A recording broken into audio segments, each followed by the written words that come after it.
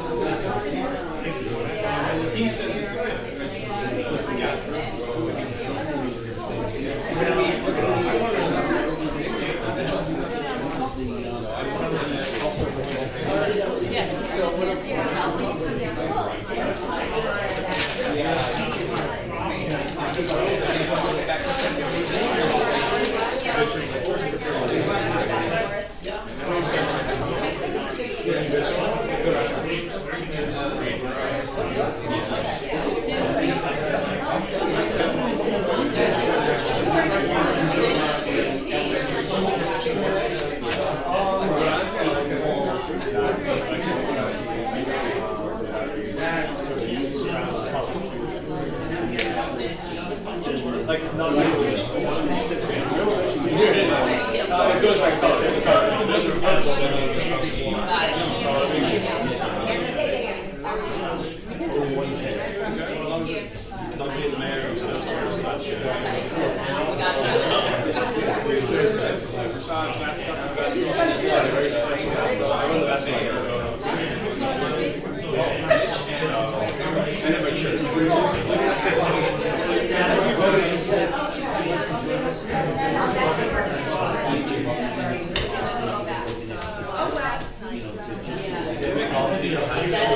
That's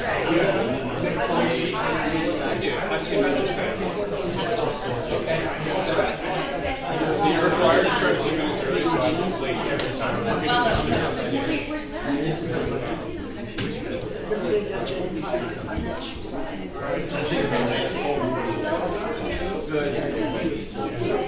I'm so glad you did.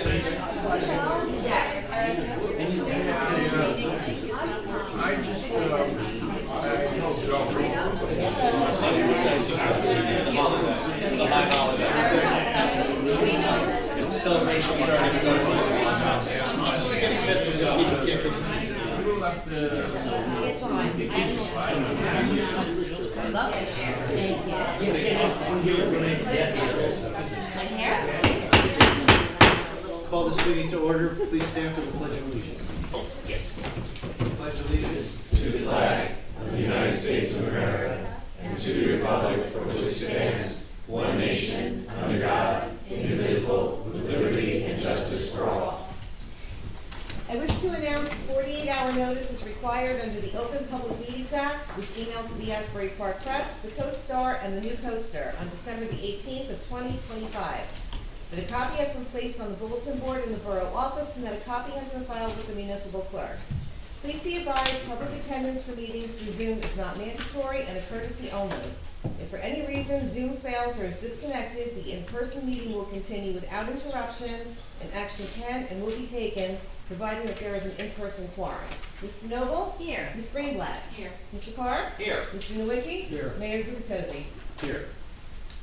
Welcome everyone this evening. It's great to see everybody here and get a little bit of a break in the weather compared to the almost tornadoes we had a day or so ago.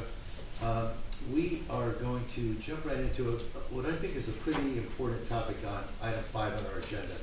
As most of you are aware, we scheduled a workshop tonight to talk about recently passed by our departing Governor Murphy regulations called REAL, R-E-A-L, Resilient Environments and Landscapes. And This is a very complicated topic. I know a handful of you are here specifically for this discussion. For the rest of you and folks that are joining us on Zoom, you know, there are varying levels of understanding, not only out there across the public, but varying levels of understanding by legislators. I've talked to some of our legislators at the state level, at the federal level, and they are not deeply aware of some of the implications for real. Our council really has scrambled in the past month or so, maybe as far as 2 months, to, you know, first become aware and to dive into this. So none of us are experts. However, as a council, we feel it's very important that we, representing our residents, make a statement, and you're going to hear us discuss tonight a resolution that we've crafted with a lot of input from myself and my 4 colleagues, that we plan to send to legislators, the state legislators, federal legislators, Senate, House of Representatives, our governor. We're going to share it with the clerks of all municipalities along the east coast of New Jersey. These regulations really impact coastal communities, and you'll hear more about that. So we just want to get a message out representing our views on this legislation. We're going to discuss it tonight. We've already crafted language. We want to share as much of the language as you guys can all tolerate, but we do want to make sure that you're at least aware of some of the key issues that this legislation, this regulation presents. And by all means, when you leave here tonight, go home, get your favorite beverage, and maybe, you know, study it for a few more hours. It's very very interesting, but we think there's still a lot of work that needs to come, and yet the regulations should roll out officially if no one delays them on July 20th of this year. So with that as a quick preamble, do people in the room have copies of this resolution by any chance? Mr. Klein, you do, okay, good. I think it's too long to read the entire thing, but maybe what I'll do right now, you know, we can certainly pick it up. But I'm going to take a stab. I actually have a formal statement I'm going to read at the end of this, because I want to make sure Erica only takes formal statements verbatim to put in our minutes. So I personally have a formal statement I'm going to read at the end of this, and I'm going to cheat from it a little bit right now to just give an overview and then ask my colleagues to weigh in. But the concept here, and folks, if I say anything that you think I'm misstating, by all means correct me. But the concept is the New Jersey DEP, Department of Environmental Protection, created regulations. They formulated these regulations over a number of years, 4 or 5 years plus, and they received feedback from the public over that time. I find our council was not aware. I met with Monmouth County, Southern Monmouth County mayors, 10 mayors of towns, heading pretty far south. We're the most northern of the Southern Monmouth County towns, and nobody knew about this. So, despite the fact that it's been out there somewhere in the Ethernet for 5 years, the environmentalist community is very well versed, I think, on this topic. I've heard from many of them. I'm sure there's some dialing today to join us. I see Mr. Weber as one. So they typically have had what I would say is a head start on understanding what the legislation's about. My summary, and I'm going to let my colleagues weigh in, my summary of this is that NJDEP is doing everything in their power to help the state of New Jersey adjust our zoning to anticipate climate change over the next 74 years. They have targeted the year 2100, 74 years from today, and science says in that year sea levels are likely to have risen 4 feet. Could be 3 feet, could be not at all, could be 10 feet, but the highest probability, and they've been back and forth on this, is a 4-foot rise in sea level. Now, if we anticipate that, it's logical if you're leaders of the United States, let alone leaders of New Jersey, to come up with a plan. What do? We can't wait till the year 2099 and try to figure it out. You know, the sooner you start fixing that anticipated problem, the better. So the NJDEP has come up with regulations passed by the governor, and these regulations basically regulate private property.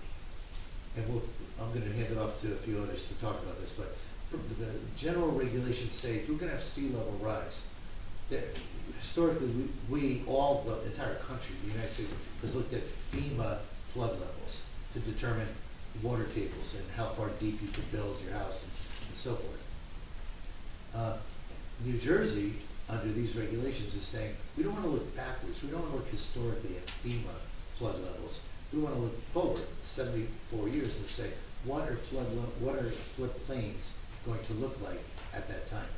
Now, Michelle Wiley, maybe you could put up a graphic for folks if you hear me.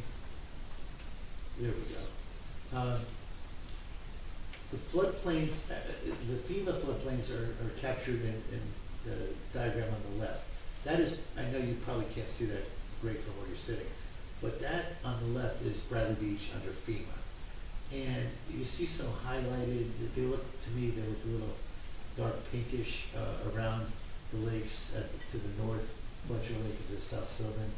Not too much pinkish. Pinkish is raised floodplains. But most of Bradley Beach, as you can see, is that beige color. FEMA says we're not, you know, we're at least a foot above FEMA levels. Now, on the right is, and I can't read the legend colors myself, but basically yellow is elevated floodplains. We estimate it's hitting 60% of Bradley Beach property. And the blue, you can see those blue surround our lakes, plural, but you can see they're much larger, probably twice the size of the current. What that means is, left unchecked, a lot of property owners will be underwater at least twice a day with high tide. So significant difference. Picture's worth 1,000 words, right? Significant difference between what everybody's using today, FEMA, looking backwards and present day, versus looking forward 74 years. So everything in these regulations starts basically here. The regulations now say people have to anticipate these changes in elevations, and we'll talk about the details in a second. But basically, if you're in some of these higher floodplain levels, or if you're in an inundation zone, which is that blue area, if you're doing major construction on your houses now, or if you're, you know, for example, if you come in, you buy a small bungalow, you knock it down to build a larger house, which occurs at Bradley Beach, you will be effective July 20th, if the regulations don't change. You'll be subject to whatever the 2100 floodplain maps say in terms of how much you'll have to elevate your house. If you're building an addition, there's a rule, 50% rule basically, that basically says if your cost of your, not just an addition, improvements. So it might not be an addition, it might be improving your kitchen and your bathrooms and doing whatever you do interior. But you might be building upwards, you might not be expanding the footprint at all. But if you spend, cost 50% of the value of your house today, the building, not your entire property, just the improvements. If you trigger, that 50% is a threshold, it triggers your requirement to comply with these new regulations. You would have to raise your existing house if you're going over 50% of the appraised value of your house, the assessed value. So because of this, there's all kinds of debate. The environmentalists, you know, I'm sweeping generalizations, so I'm sure I'll be corrected by some of them tonight. But in general, they're very excited, they're very proud of this effort by the NJDEP, because they're at least forward thinking and they're breaking out of the mold of this backward thinking, only looking at FEMA, which looks backwards. So they're proud of these regulations. One of the things I'm going to comment on in my own comments is the regulations. The DEP largely controls property owners. They don't regulate, largely they don't, infrastructure. So you could be raising houses, but they don't tell you to raise your street levels. Your houses could be above water, but the street may be underwater. They don't regulate, for the most part, infrastructure, sidewalks, telephone lines, electric lines. So you can see how you could get a kind of uneven streetscape as one house does a major renovation and it's 3 or 4 or 6 feet taller than the houses up flanking it. These are the things that I think this council will say, and it does say right on in our resolution, are things that need to be thought out better. We need more consistency in terms of how we make these changes going forward. We're not saying it's wrong, we're just saying it's not fully baked. We need more time to get legislators involved, to get the governor involved, to get the United States involved, to provide funding for changes that have to be made. So there's a lot more work we feel needs to be done. So while we, my word, applaud what the DEP is trying to do, we don't think they can do it alone. And that's largely what our resolution says. The resolution is on our website. It's about 5 pages long, that's why we're not going to read it. But it's fairly, designed it to be fairly educational, so people around the state of New Jersey hopefully will read it and say, good points made, Bradley Beach. So that's my summary. Jane, do you want to? You did a beautiful job. You covered everything. I did want to explain a little bit more about the renovations. Let's say the median home in Bradley Beach is about $1 million now. 700,000 would be the land. 300,000 would be the building. So if you spent over 150,000 and you were in the climate adjusted flood elevation area or the inundation zones that you covered, you would have to lift your house. So, and it's also cumulative. So you can only spend $149,099 over 10 years. And if you go over that, it would trigger you to lift your home. I did want to add too that Governor Murphy passed this, as you said, January 20th. The New Jersey League of Municipality negotiated a grace period. Now we have until July 20th. They also adjusted, it was 5 feet was the flood zone. They brought it down to 4 feet. If you look at the map on the right, you can see the yellow area. That's now the 4 feet. The orange area was the 5 feet. So not a huge difference, but a difference, especially if you live in the orange area in the second map. And then the other area is the inundation zone. The inundation zone is currently dry, but it's projected to be permanently underwater, flooded twice daily by high tide by the year 2100. And then, like what I said, the orange area, or no, the yellow area, they changed the map about 2 weeks ago. It was 5 feet. I have one printed out that was 5 feet, but they changed it probably 2 weeks ago, and they added the yellow area, and that is where they expect storm surges and extreme flooding. It adds 4 feet to the current FEMA. So new or significantly improved buildings must be elevated to the higher CAFE, as they call it, level to ensure that they stay dry during future storms. But otherwise, I think you covered everything beautifully. Councilman Doherty, comments? Our engineer. I could speak for hours on this. It's, again, the DEP is trying to get us to look forward, and the models indicate that based on sea level rise, as you noted, that we will ultimately see these surges, including high tide. Today, the technical requirement says it's 4 feet above the FEMA elevation, but unless it's 4 feet above the FEMA elevation or 4 feet above their inundation map, which is what the element. So there's a nuance there. So FEMA right now is like 9 feet. This is based on old FEMA numbers. They're supposed to be coming out with new ones. So 9 foot of flood elevation, and there's a chance that can move to 10. So what that's showing there, if you know where the contours are of the town, where the elevations of the streets are, that's basically almost up to Fletcher Lake. And those elevations get up to around 17 foot in elevation. So if you're down at 10 feet, down on Beach or Ocean Avenue, you need to meet a first floor elevation roughly at 17 to 18. I don't know what the exact number is, but it's a 17 to 18 foot elevation would be your first floor elevation. So you would have to have stairs going up your house, basically 8 feet of height. You'd have to make up in stairs. And some of our properties, would be very difficult. If you look at some of them on the north end of town, and these small lots, that the houses are so close, it could really create a difficult, maybe even not able to develop those properties. So the ordinances, the zoning, and all of this, as the mayor noted, is of great concern.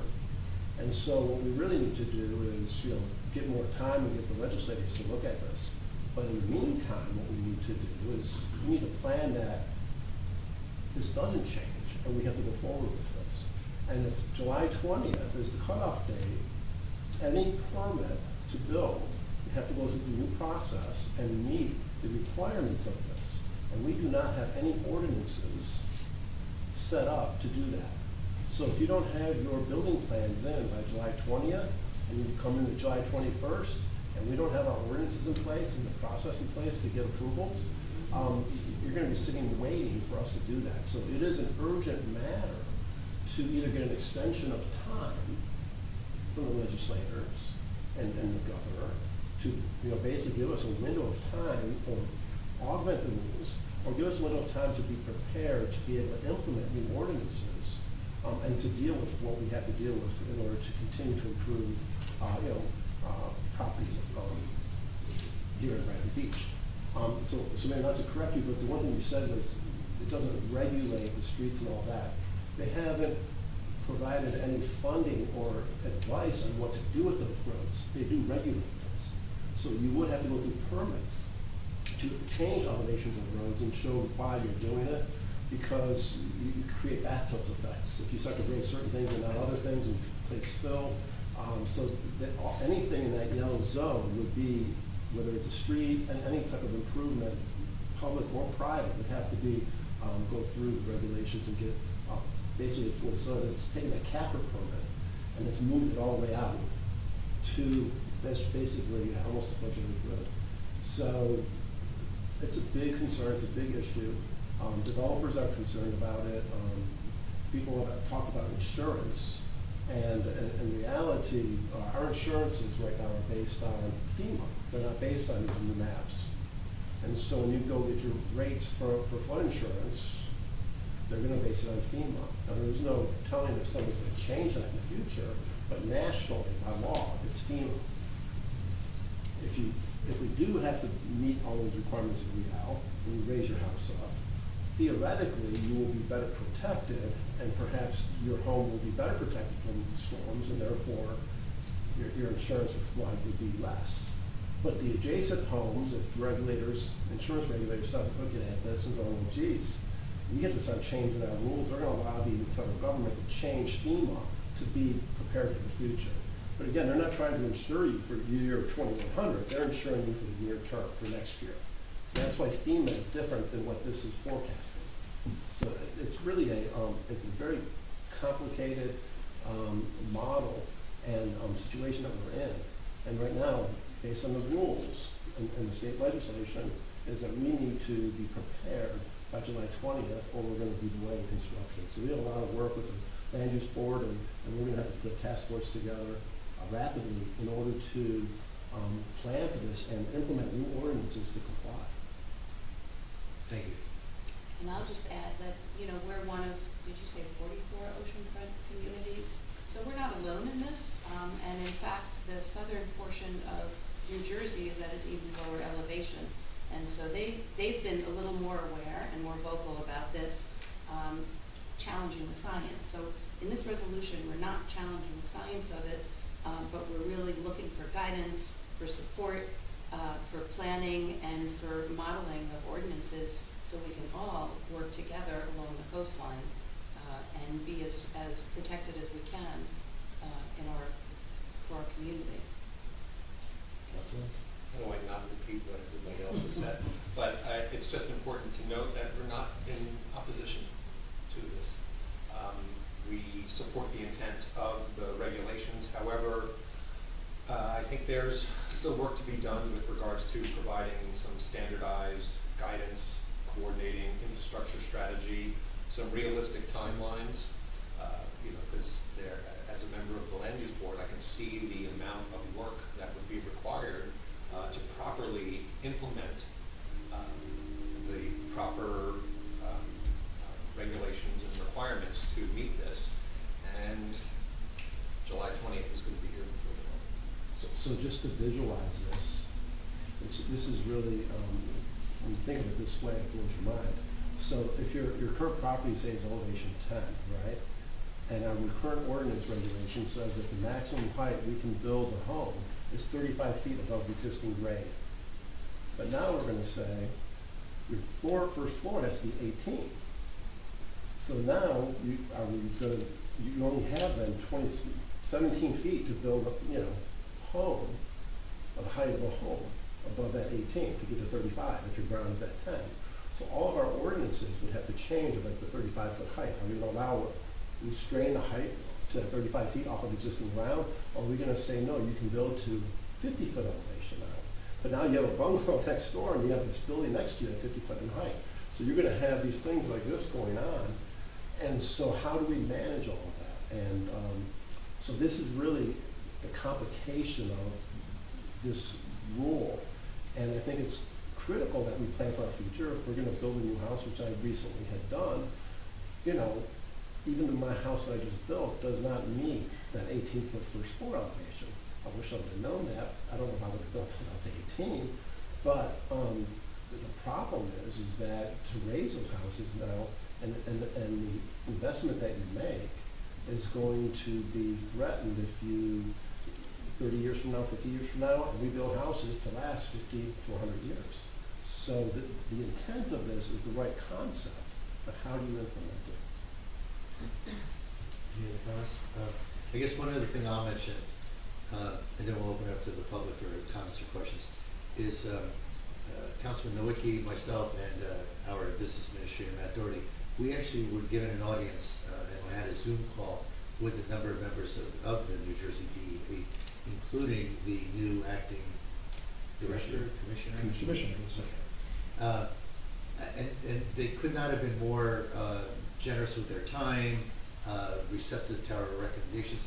The one piece of that conversation I'd like to share with the public is that I very specifically asked, is there any consideration given to creating from a central entity model ordinances? And the reason for that is because right now, every municipality, these 44 coastal communities, are kind of left to their own devices. We'll create ours the best we can, knowing what we know, and maybe if I call over to the mayor in Avon, he and I could tag team or whatever, but none of us have any sort of general model language to use as a guide. And the commissioner, the brand new acting commissioner of the DEP, said he thought that was a good idea. He actually went as far as to say they might talk with the League of Municipalities to do something like that. Paul is my witness. And if that should come to pass, that alone, I imagine, would have to extend the deadline for implementation because it would take months to create those model ordinances. And then municipalities would need months more to figure out a way to get the implementation going. So I can't even say I'm optimistic, but I will say I think there's a reasonable chance that we will be granted the state of New Jersey, will be granted some form of an extension, because I think as more and more people are speaking out, our legislators and the DEP, they want to do what's right. And I think they will give us more time so that we can get more of our so-called ducks in a row. That's purely my speculative assessment of the situation. So with that said, no other comments from the council, I'd like to open it up to the public. I don't have to make a formal motion, so anyone here or on Zoom? Oh, Michelle, can you remove the maps so that we can see who's on Zoom with hands raised? Thank you. Anyone in the room that has any questions about Rio? Anyone? Where's Mr. Weber? He was There, on. yeah, I don't, There. he doesn't have his hand raised, so. All right. Okay, now he does. Okay. Oh, we had a couple there. Mr. John Weber, former councilman. Can you guys hear me? Yes. Yes, sir. Okay, great. I was giving people in the room a chance first, but thank you. I want to thank the council for a very different resolution than the one that you first floated back in January. The fact that you're recognizing that this is happening and you're not questioning the science and stuff, that's good. And for everybody's benefit, you hear the acronym REAL, but a lot of times it's with this other acronym PACT, which was protecting against climate threats. The PACT part, those are a set of rules that affect everybody inland in New Jersey. A vast majority, I don't know the exact number, but the vast majority of the land mass in New Jersey, and those rules were adopted in 2023. And the developers and all these people, they all said the same thing: it's going to stop development, and no one's going to be able to build anything. And of course, since 2023, none of that has happened because it hasn't slowed down the development at all. These rules, of course, affect the tidal parts of New Jersey. So I'm going to nitpick on your resolution a little bit. On the first page, that one whereas, you talk about the 554 towns in New Jersey being very different. Well, this doesn't affect 554 towns. This affects, I don't know, maybe at best half of the towns in New Jersey, because about half of the towns are tidal. There's other things in your resolution language that I think it's been written, it seems to me like it's been written assuming that everyone is going to increase, they're going to achieve this height, this building height level, by pushing up the grade, like by pushing up the land. And I just think that's not how people are going to achieve this height level. They're going to build on pilings. So all the talk about diverting stormwater and all the problems with, the bathtub effect and all that stuff, I just feel like it's completely misguided, because you're not achieving that height level by pushing up the land. You're achieving it by building up, presumably on pilings. I'm not a builder, so maybe there's another way to do it, but I don't know. A lot of people have made comments about, oh, you're raising the houses, but you're not raising the infrastructure. Here's my take on that. I don't think raising the infrastructure matters as nearly as much as everybody thinks it does, or maybe even at all. I'll give you a personal example for that. I had a house in Belmar, in the low-lying part of Belmar, kind of back behind the windmill, that neighborhood back there. It's kind of like 71s on one side and 35s on the other side. And it flooded in Sandy. In the middle of the night, when that Sandy storm surge came in, it flooded the property that I had. It was a rental property. I lived here, but it flooded that property. At 8 a.m. the next morning, I drove on these roads, on the infrastructure, straight to that property. There was no problem. Because when there's a flood event like this, the flood comes in, and then it goes out.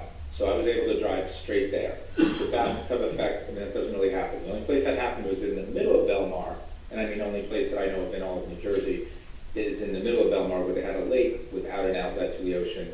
And of course, the ocean came over Ocean Avenue into that lake, and that was a bit of a bathtub effect there.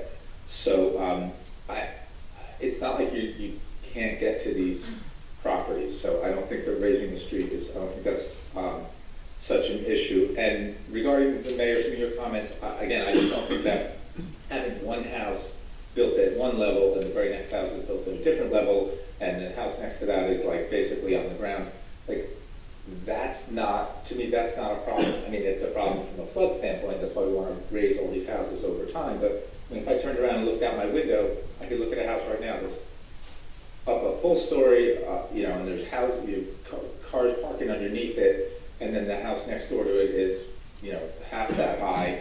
It's just not a big deal. It's not, people are making it sound like this is going to ruin our town. I just don't see it that way. So I understand you're calling for more time.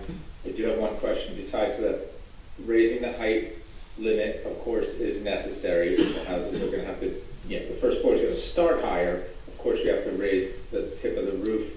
But besides that, and to me that's kind of a simple ordinance change, I don't know what else we have to change in our rules. If somebody has an answer for that, that's great. Not necessary to pass the ordinance or not, but I feel like that's the only thing we're going to have to change. And I think I already passed along well over a month ago that places that are really low-lying, like Ocean City, New Jersey, even though they were against these rules, they started working on those ordinances, on that ordinances, and they changed their height ordinance probably at this point a month and a half ago. So I'll leave it at that. If anybody has questions, that's fine. But I think I would love to hear what else we have to change besides our height ordinance, and that's it. Thanks very much. So John, this is Paul, just for a quick response to that. what other ordinances would be affected? No basements, no mechanical equipment within the flood elevation.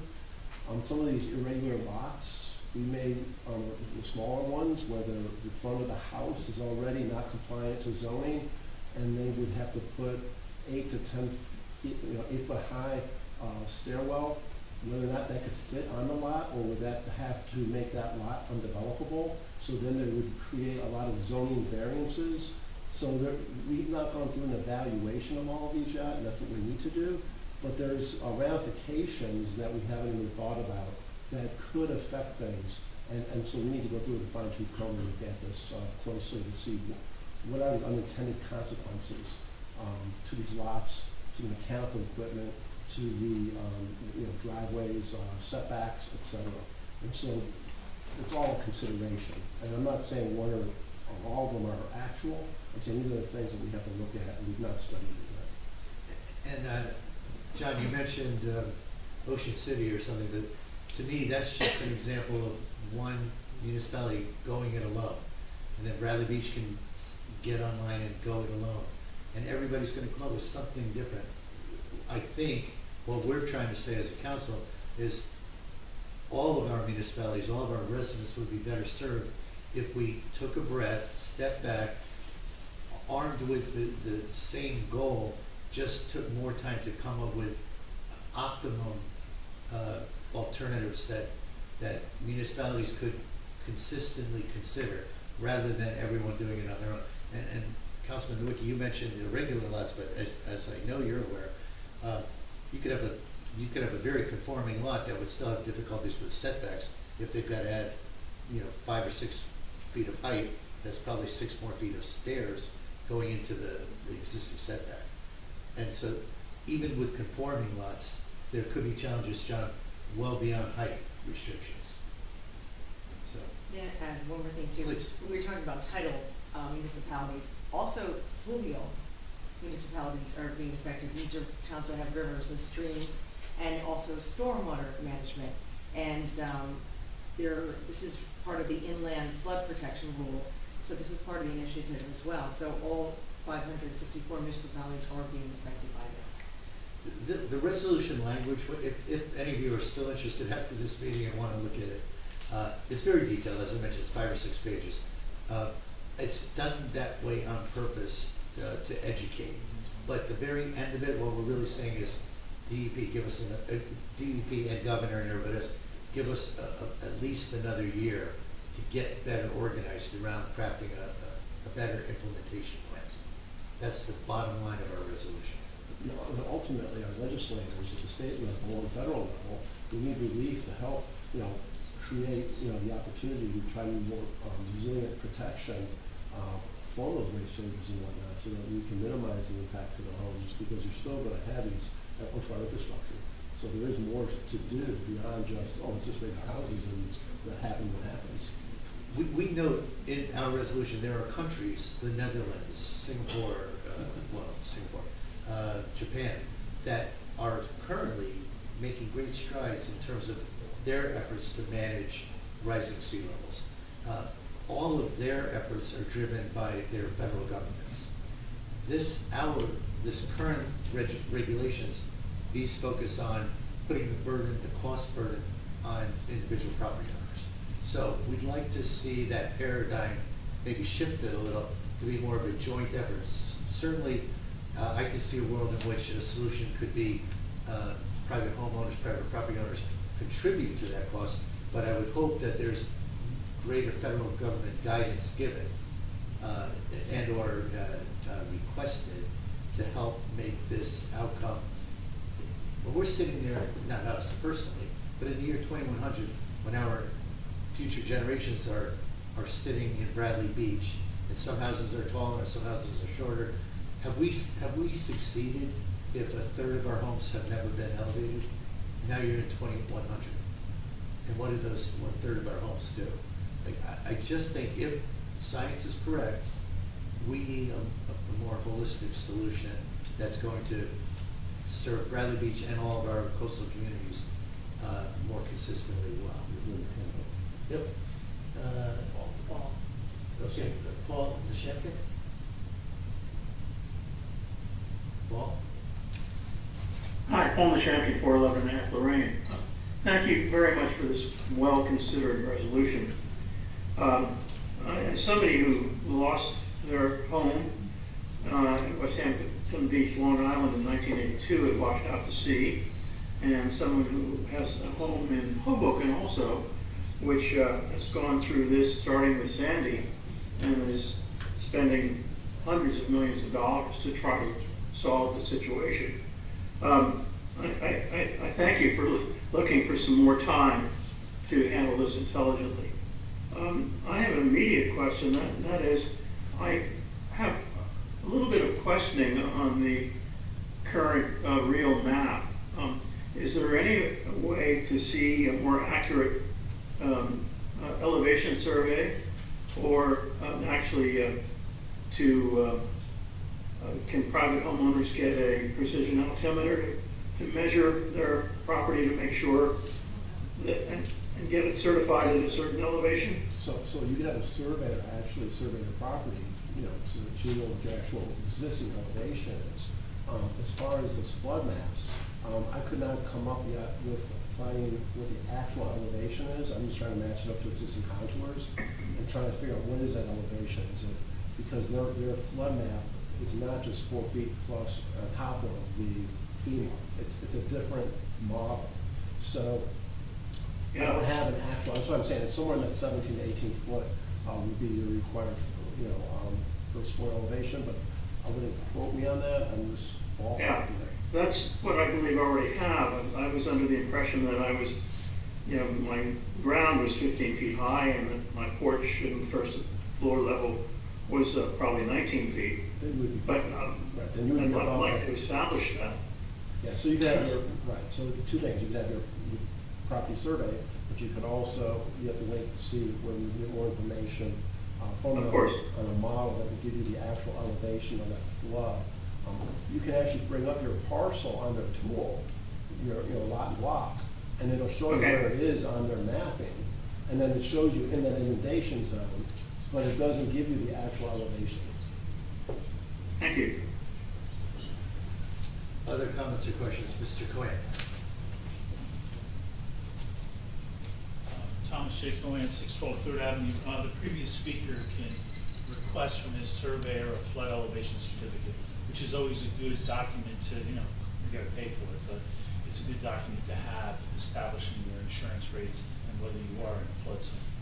And they do measure the elevation from your basement floor if you have a basement. That's your first floor elevation, but I would recommend that he get that. I have a number of comments. I mean, this shows lack of coordination with the federal government. It's not the first time New Jersey's done that on a number of issues. But in this case, I mean, FEMA is gonna be changing their maps, and I don't wanna criticize without coming up with a solution. So I've said, if we raise our flood elevation 2 feet above FEMA, then we would be protected. Now, when FEMA changes the maps this year or next year, you gotta be 2 feet above FEMA. Our residents would know what they're looking at. Apparently now, nobody knows what we're looking at here. I don't trust any science that doesn't look backwards. I've never studied anything where you didn't go back historically and look. They're saying, oh, forget about that, you know? We don't want to be burdened by that. Let's be burdened by the higher insurance that we're going to be seeing. I mean, this doesn't seem like science says. It seems more like Simon says. The DEP is telling us to jump, and we're not jumping. I mean, it makes no sense. Now, the map that you showed, they adjusted it from 5 feet to 4 feet due to public outcry. Well, it's a de minimis change. They didn't do anything for us.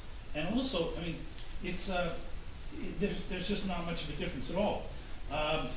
The other thing no one's talking about is that when you build a house, you have to get freehold soils. You have to get the county planning board. Now, you have to get a general permit from DEP. That's got to be another $3,000 or $4,000 and minimum 90 to 120 days. So it's like, you know, people say, oh, it's no big deal. Oh, you should really fund, they should fund the DEP more. They can get it done quicker. wait, what is this, a money grab? We shouldn't even be applying for these permits, but no one's talking about that. It's a 90-day clock. It's a 90-day clock. Wait, that's without them asking for an extension. That's correct. It's Yes. 90 days review period is what they do. Exactly. Least amount. But we currently are working on our ordinances. We are a home rule town, and we have been doing the ordinances on the basements. We've been making many, many changes. So we're looking at it, and we're here. And the, let's see, what else I had? You know, I do disagree with the way this was done, because there's no legislative approval. The people we voted for didn't approve this. I mean, this is no way to run government. So I appreciate what you're doing. I support the resolution, and I want to thank you for looking out for the residents of Bradley Beach. I mean, it's at least a third of the town, and many people don't know. So thank you very much, Mayor and Council. Thank you. I just want to make a point of correction that the scientists look back and they look forward. So they're using research of historical data as they model what they anticipate they see. So it's not a matter of not looking back. We were told at the Environmental Commission meeting that don't look back, that they're not looking back, and the mayor, you referenced that also. This isn't looking backwards. The tagline was, everybody else looks back, we're looking forward. That doesn't mean they don't also look back. Yeah, that's their tagline, but, you know, I mean, we know what happened in Sandy. That's as bad as it's been. I've been here for a very long time. And I actually testified at the open public hearings on this. And the problem we have, if you go to the FEMA map, is at the north and south end. I've said it in this room before, and I will keep saying it. It's the state's water that's inundating us at high tide. It's not the ocean. It's not sea level rise. So they don't want to deal with it, you know, but that's truly what it is. They got to look in their own mirror. Thank you very much. Thank you. Yes, Mr. Sharp. Not Joe, sorry. You're next, sir.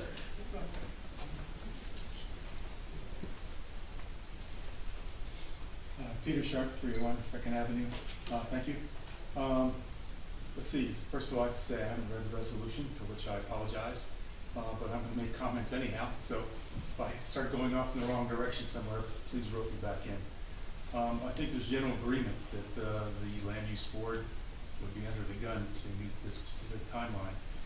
And you mentioned last meeting that this would be one area we could push back in the resolution. It sounds like that is being done.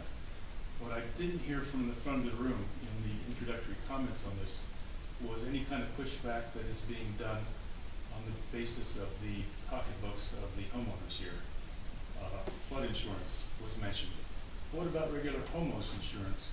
Once you find out that an insurance company, once they learn the replacement cost for a home, has to incorporate this new construction, which is going to be more expensive. So everybody's going to see a big step increase in their ordinary insurance rates for this. Let's see, construction costs are going to go up for the average homeowner. Property values may go down once people realize, holy cow, if I buy in Bradley Beach, I'm going to have to spend a ton of money to do the renovations that I want. There's just, you know, no end to how this could affect the finances of the residents of the Bradley Beach. I'm just hoping that even though I didn't hear it earlier, there is something in this resolution, some forceful language about the impact of that on the homeowners. I think when I'm reacting to the word forceful language, we tried very hard to craft what is generally, I hope would be viewed as a supportive resolution, but yes, it's 5 pages of, at least 4 pages, maybe there's a, we do whereas, therefore, now therefore. Well, maybe 4 pages are whereas, highlighting virtually every issue you just raised, politely. Because a lot of it is speculative. For every person who we've talked to that says this could adversely impact the value of your home, somebody else argues that it wouldn't.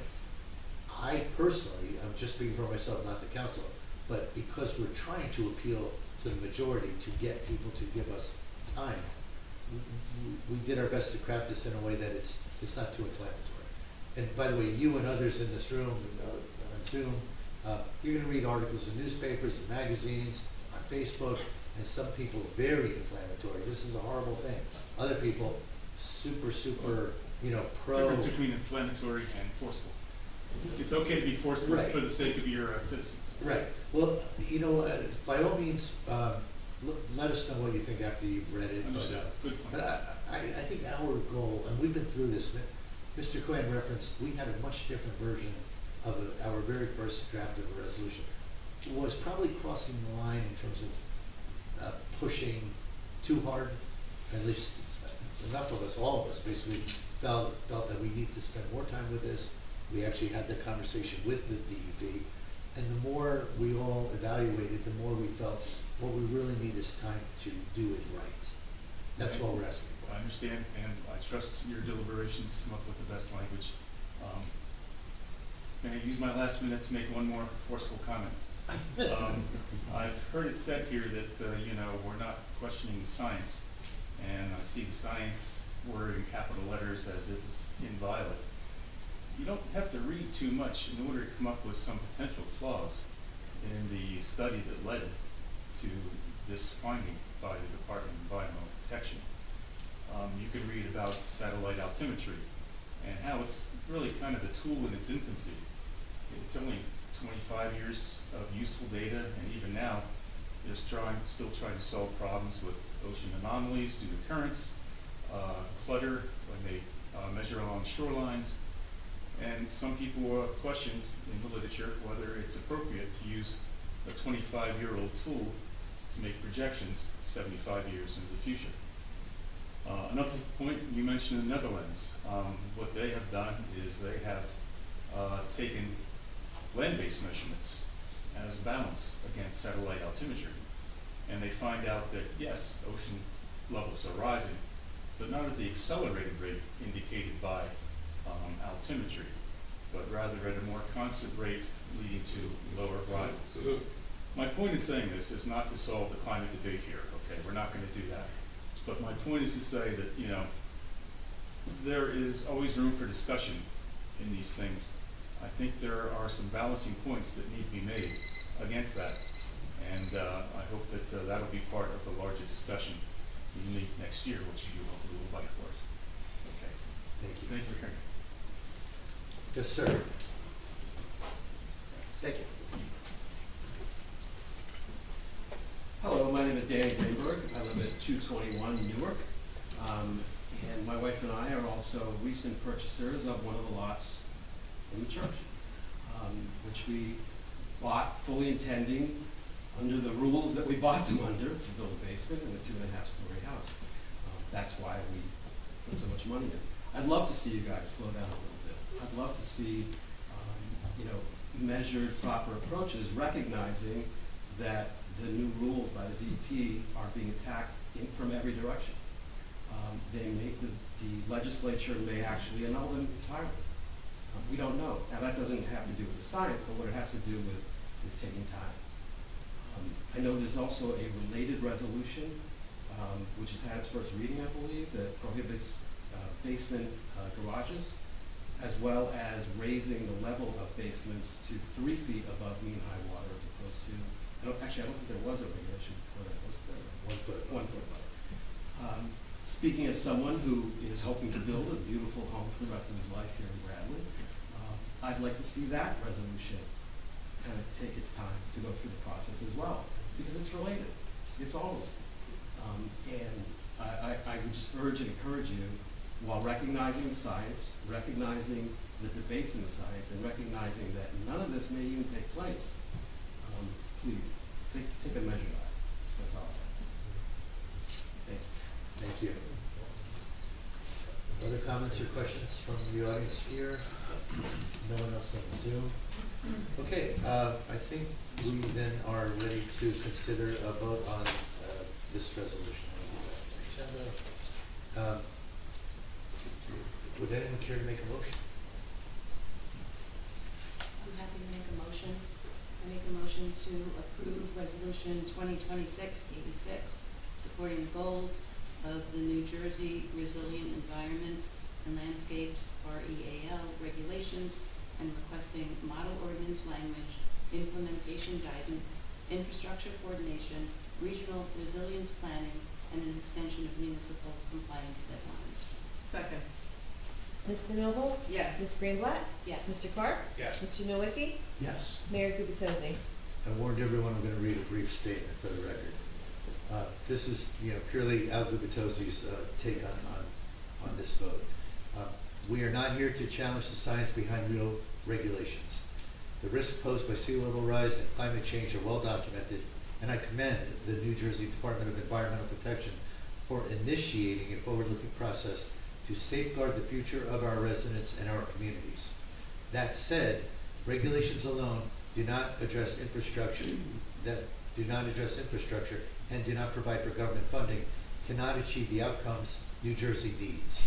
For real to be successful, the state must foster strong communication, collaboration, and consistency, bringing together regulators, state legislators, the governor's office, and our federal legislators in a coordinated and transparent effort. This is especially critical for our more than 40 coastal communities, which must work from a shared vision for zoning and land use.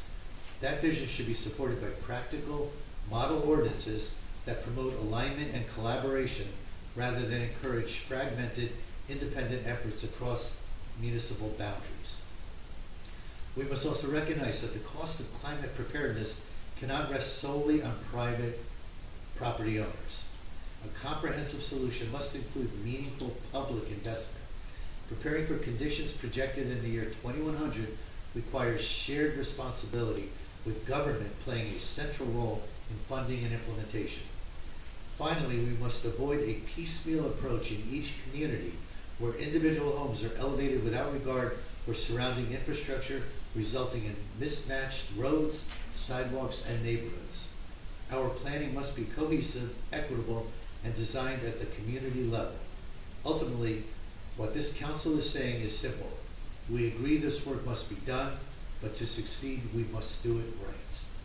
And with that said, I vote yes. Thank you. Okay, thank you, everyone. That was, I've been on council for 5 years, mayor for a year, so 6 years total. That was possibly one of the most challenging topics because it's a statewide topic. And we don't often, our Bradley Beach Council don't often find ourselves addressing statewide topics because, we're focused on Bradley Beach. But this is one where all of us felt that the more we discussed it, the more research was done. You've heard from folks here that everyone's dove pretty deep into this. We really felt it was very important to bring this to light. Whether folks in this audience on Zoom or not even attending tonight agree or disagree with us, we wanted to make sure you're all aware, and please continue to do your own research and add to the overall voices that are addressing this regulation. So with that said, I'm going to move on to item 6 on our agenda, presentations and bids. There are none. So we'll move to item 7, approval of minutes. I will make a motion that we approve the March 3, 2026 council business meeting minutes. Second. Ms. DeNoble? Yes. Ms. Greenblatt? Yes. Mr. Carp? Yes. Mr. Nowicki? Yes. Mayor Gubatosi? Yes. Item 8 is public comments and questions specifically pertaining to this agenda. If you have comments not pertaining to this agenda, please hold them until the end of the meeting. So anyone with any comments or questions regarding tonight's agenda? No one? The agenda being, what we're talking about with the real? Yes. I'm sorry, did you have a question? Yeah. Okay, go ahead, please. Because I wasn't clear on something.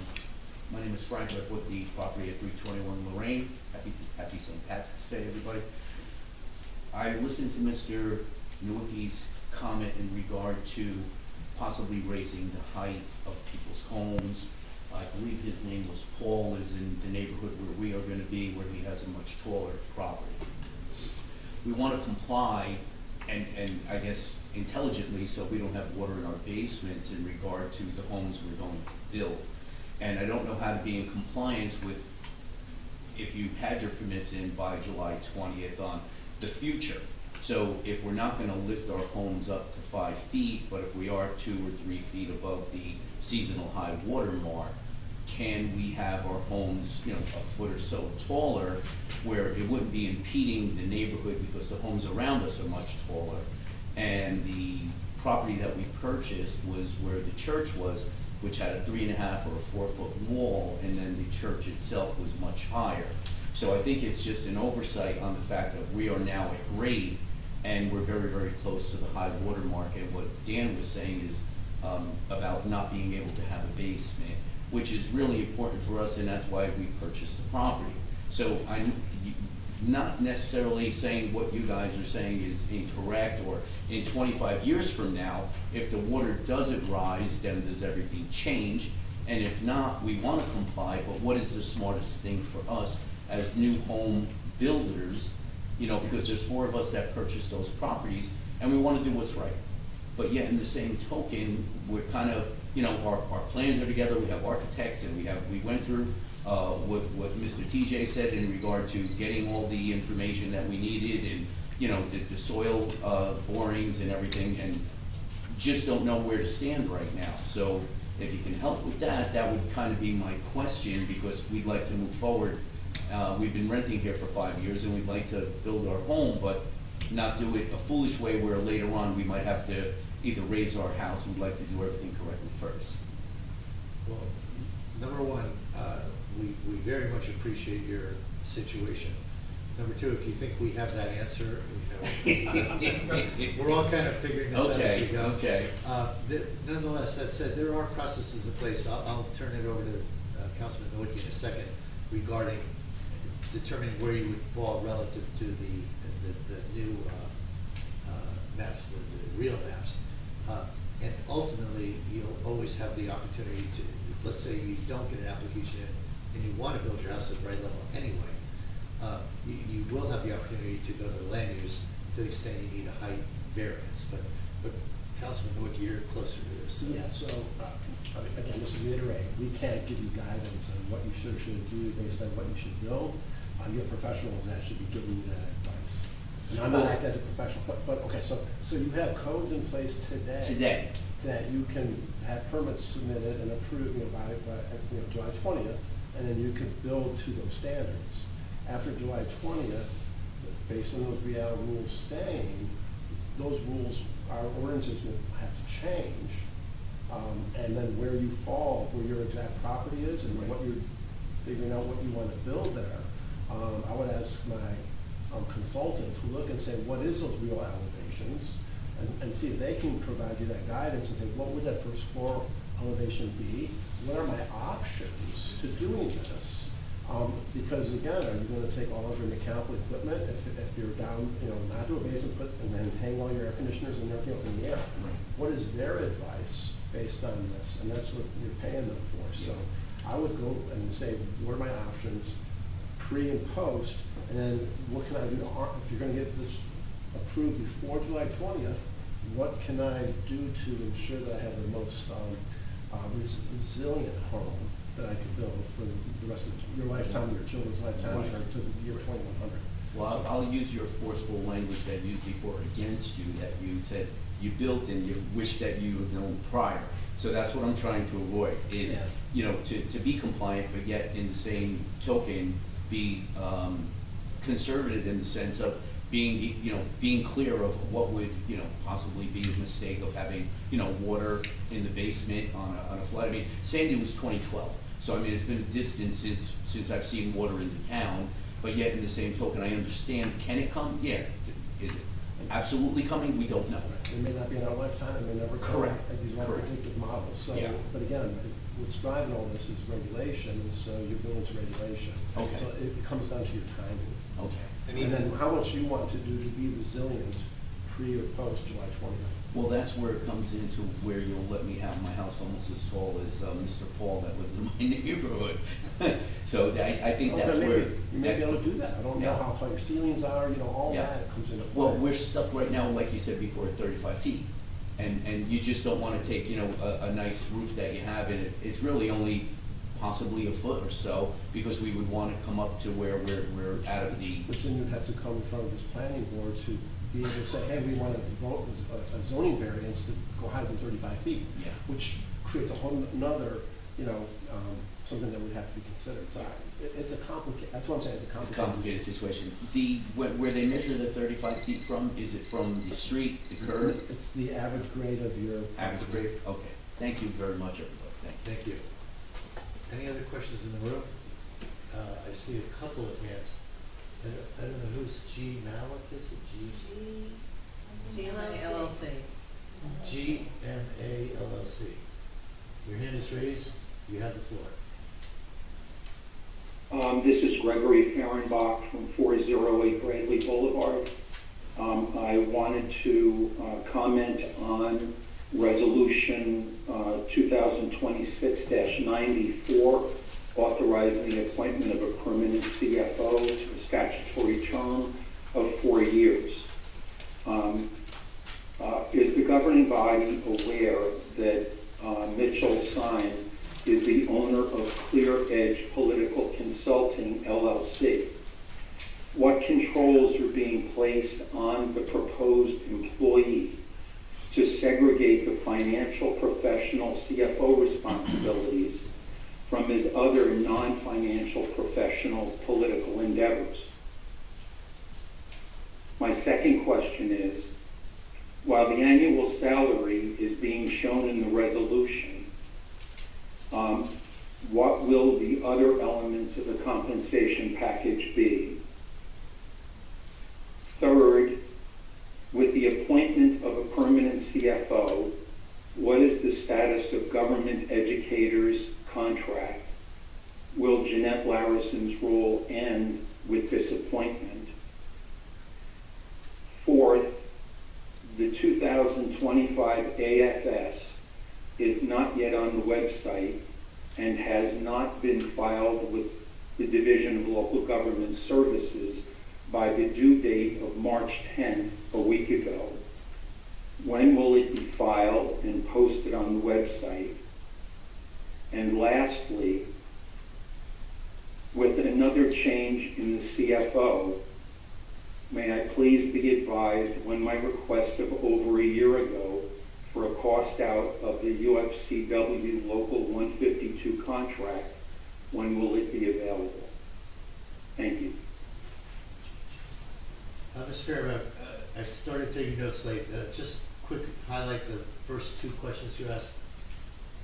The first one was dealing with segregation of the financial professional CFO responsibilities from the other non-financial professional political endeavors that would be carried out through Clear Edge Political Consulting, LLC. And the second? What are the other elements of the compensation package other than the salary, which is set forth in the resolution? Okay. I'll do my best to cover these. So segregation of responsibilities, as far as I recall, I believe there are none documented. Now, are there any specific restrictions or requirements we've placed on Mr. Sign? Before we hired him, we knew that he had other business endeavors, political in nature. They will not touch upon Bradley Beach. They will not touch upon Bradley Beach. And, he will fully disclose any type of financial entanglements he may potentially have that may potentially involve Bradley Beach. But in the past, there have been none, and currently there are. Okay, thank you. Item two, the other elements of compensation. There are no other elements of compensation tied to salary or bonus. I would consider compensation also including like medical benefits or pension eligibility, things like that. And his contract is designed, as our other professionals who are not in the union, to parallel what's available to the union. The Jeanette Larison role is, we've had numerous discussions. I personally have had numerous discussions with Ms. Larison, who's served for the past 8 or so months, closer to 9 months, 10 months, as our CFO. She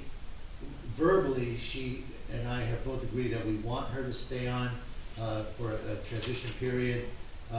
She had a recent death in her family. We were going to talk 2 weeks ago. As recently as this morning, she and I traded emails. She's coming in tomorrow. Finally, that was her first availability. As I will be on a flight on vacation, I won't be able to talk to her directly. Mr. Doherty will have conversations. We've asked her to put together a contract for us. So I guess the best answer I can give you, Mr. Merenbach, is both parties have expressed mutual interest in keeping her on and helping her, Mr. Sign transition into his new role, but we don't have that formalized yet.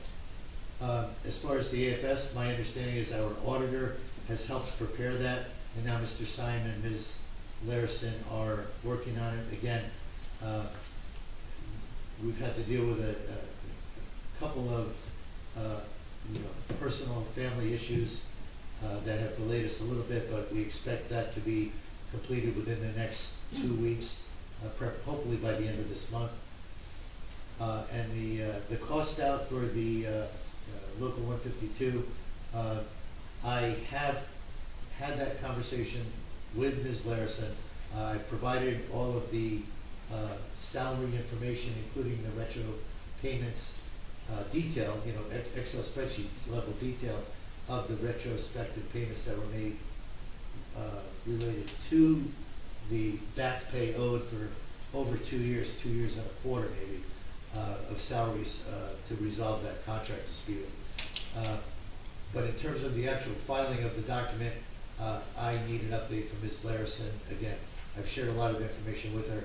She has not yet requested additional information, but I will follow up with her within probably a week from now.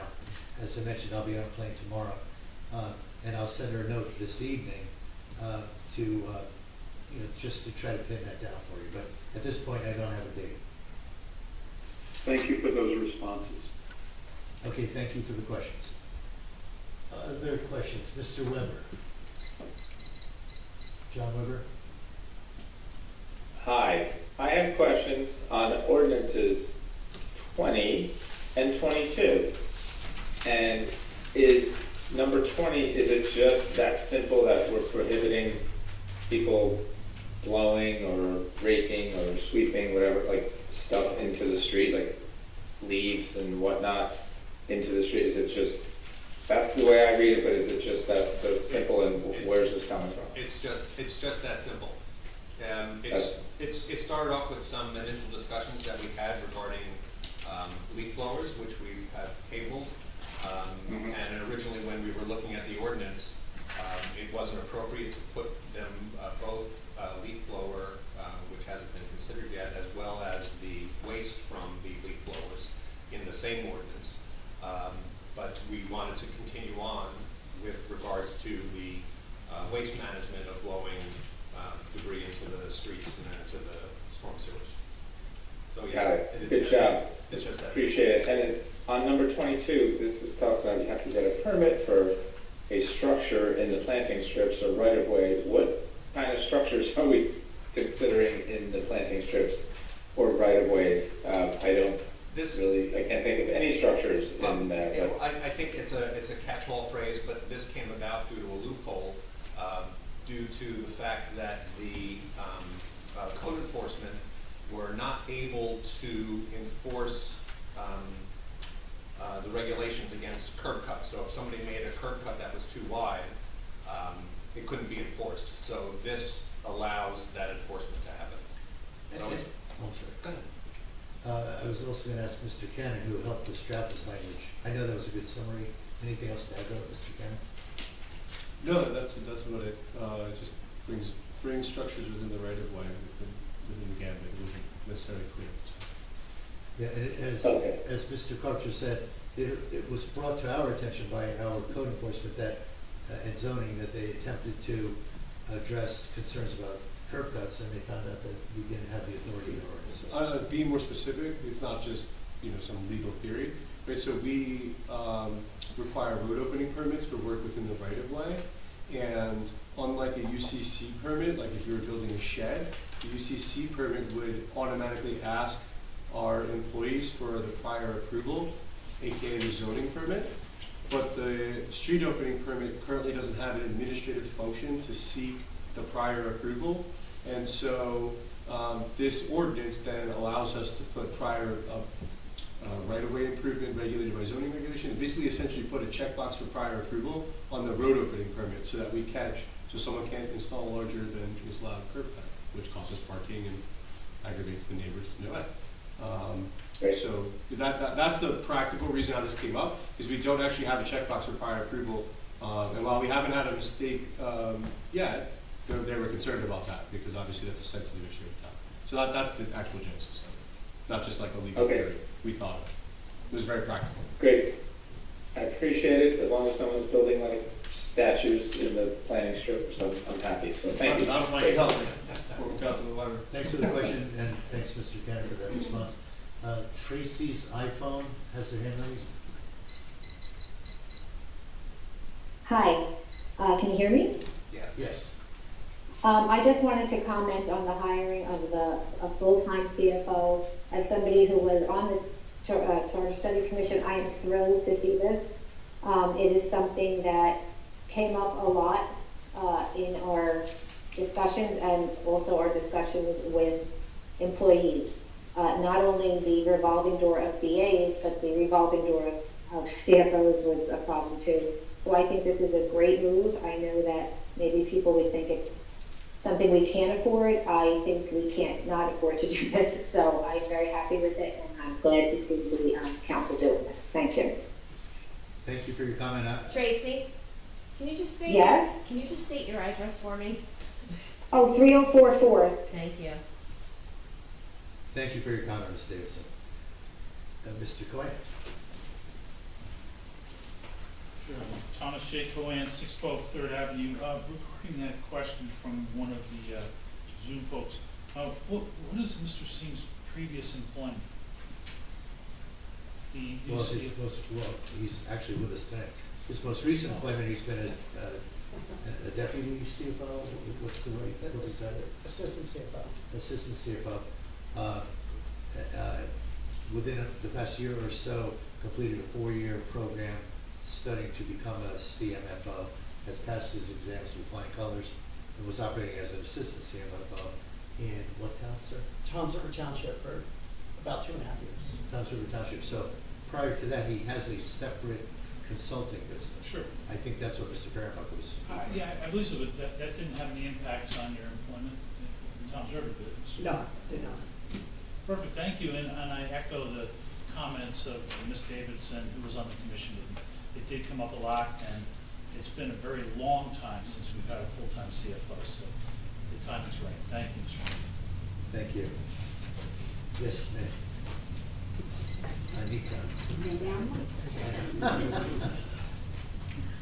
Anita Rosario, 116 North Avenue. I have a question about numbers 92 and 93.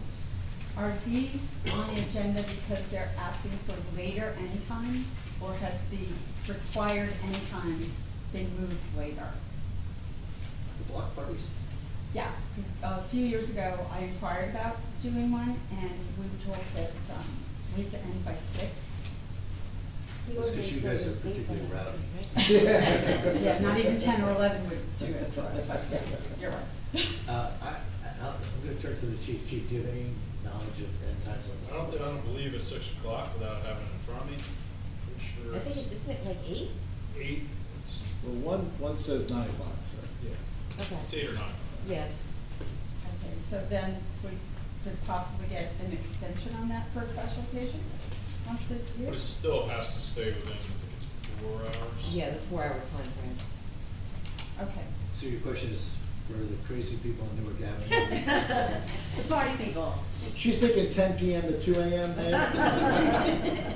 6 p.m. to 2 a.m. Crazy's a vague term. But seriously, what is your interest in the time? Actually, we do this annual Newark Avenue party at the end of the summer, and it's grown significantly over the years. So I looked into doing it on the street, and it usually goes from 6 to midnight, 1 a.m. You heard it here first. Ours says that no block party is not timed. The block party cannot go past 30 minutes before dusk. Yes, it does. So you can't have the road closed when it's dark. That's basically the rule. Oh, see, that's what, at the time that I called, it was the 6 o'clock thing, so I guess. I don't we know have what to time it's move it getting dark that inside. time of year, but Yeah. yeah, so it's 30 minutes before dusk. The party cannot be before 12 noon, must end 30 minutes before dusk, and the maximum time limit is 4 consecutive hours. So that's the end of that. Stay, I don't know. Thank you. Thank you. I did not know those details myself. Actually makes a lot of sense to not have the road closed in the dark. That's, Yeah. Not have our residents hit by cars we don't know. Yeah. All right, any other comments or questions? Seeing none, I'll move on to ordinances. Item 9 on our agenda. We have 3 ordinance introductions.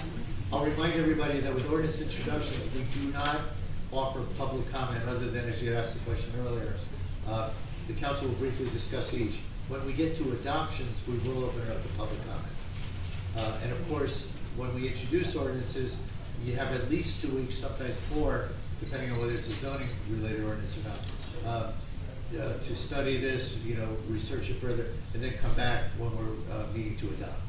So again, there will be no public comment for introductions, but I'm going to start with bond ordinance 2026-14. And do we have an engineer on the council by any chance? Not a hired engineer, former engineer.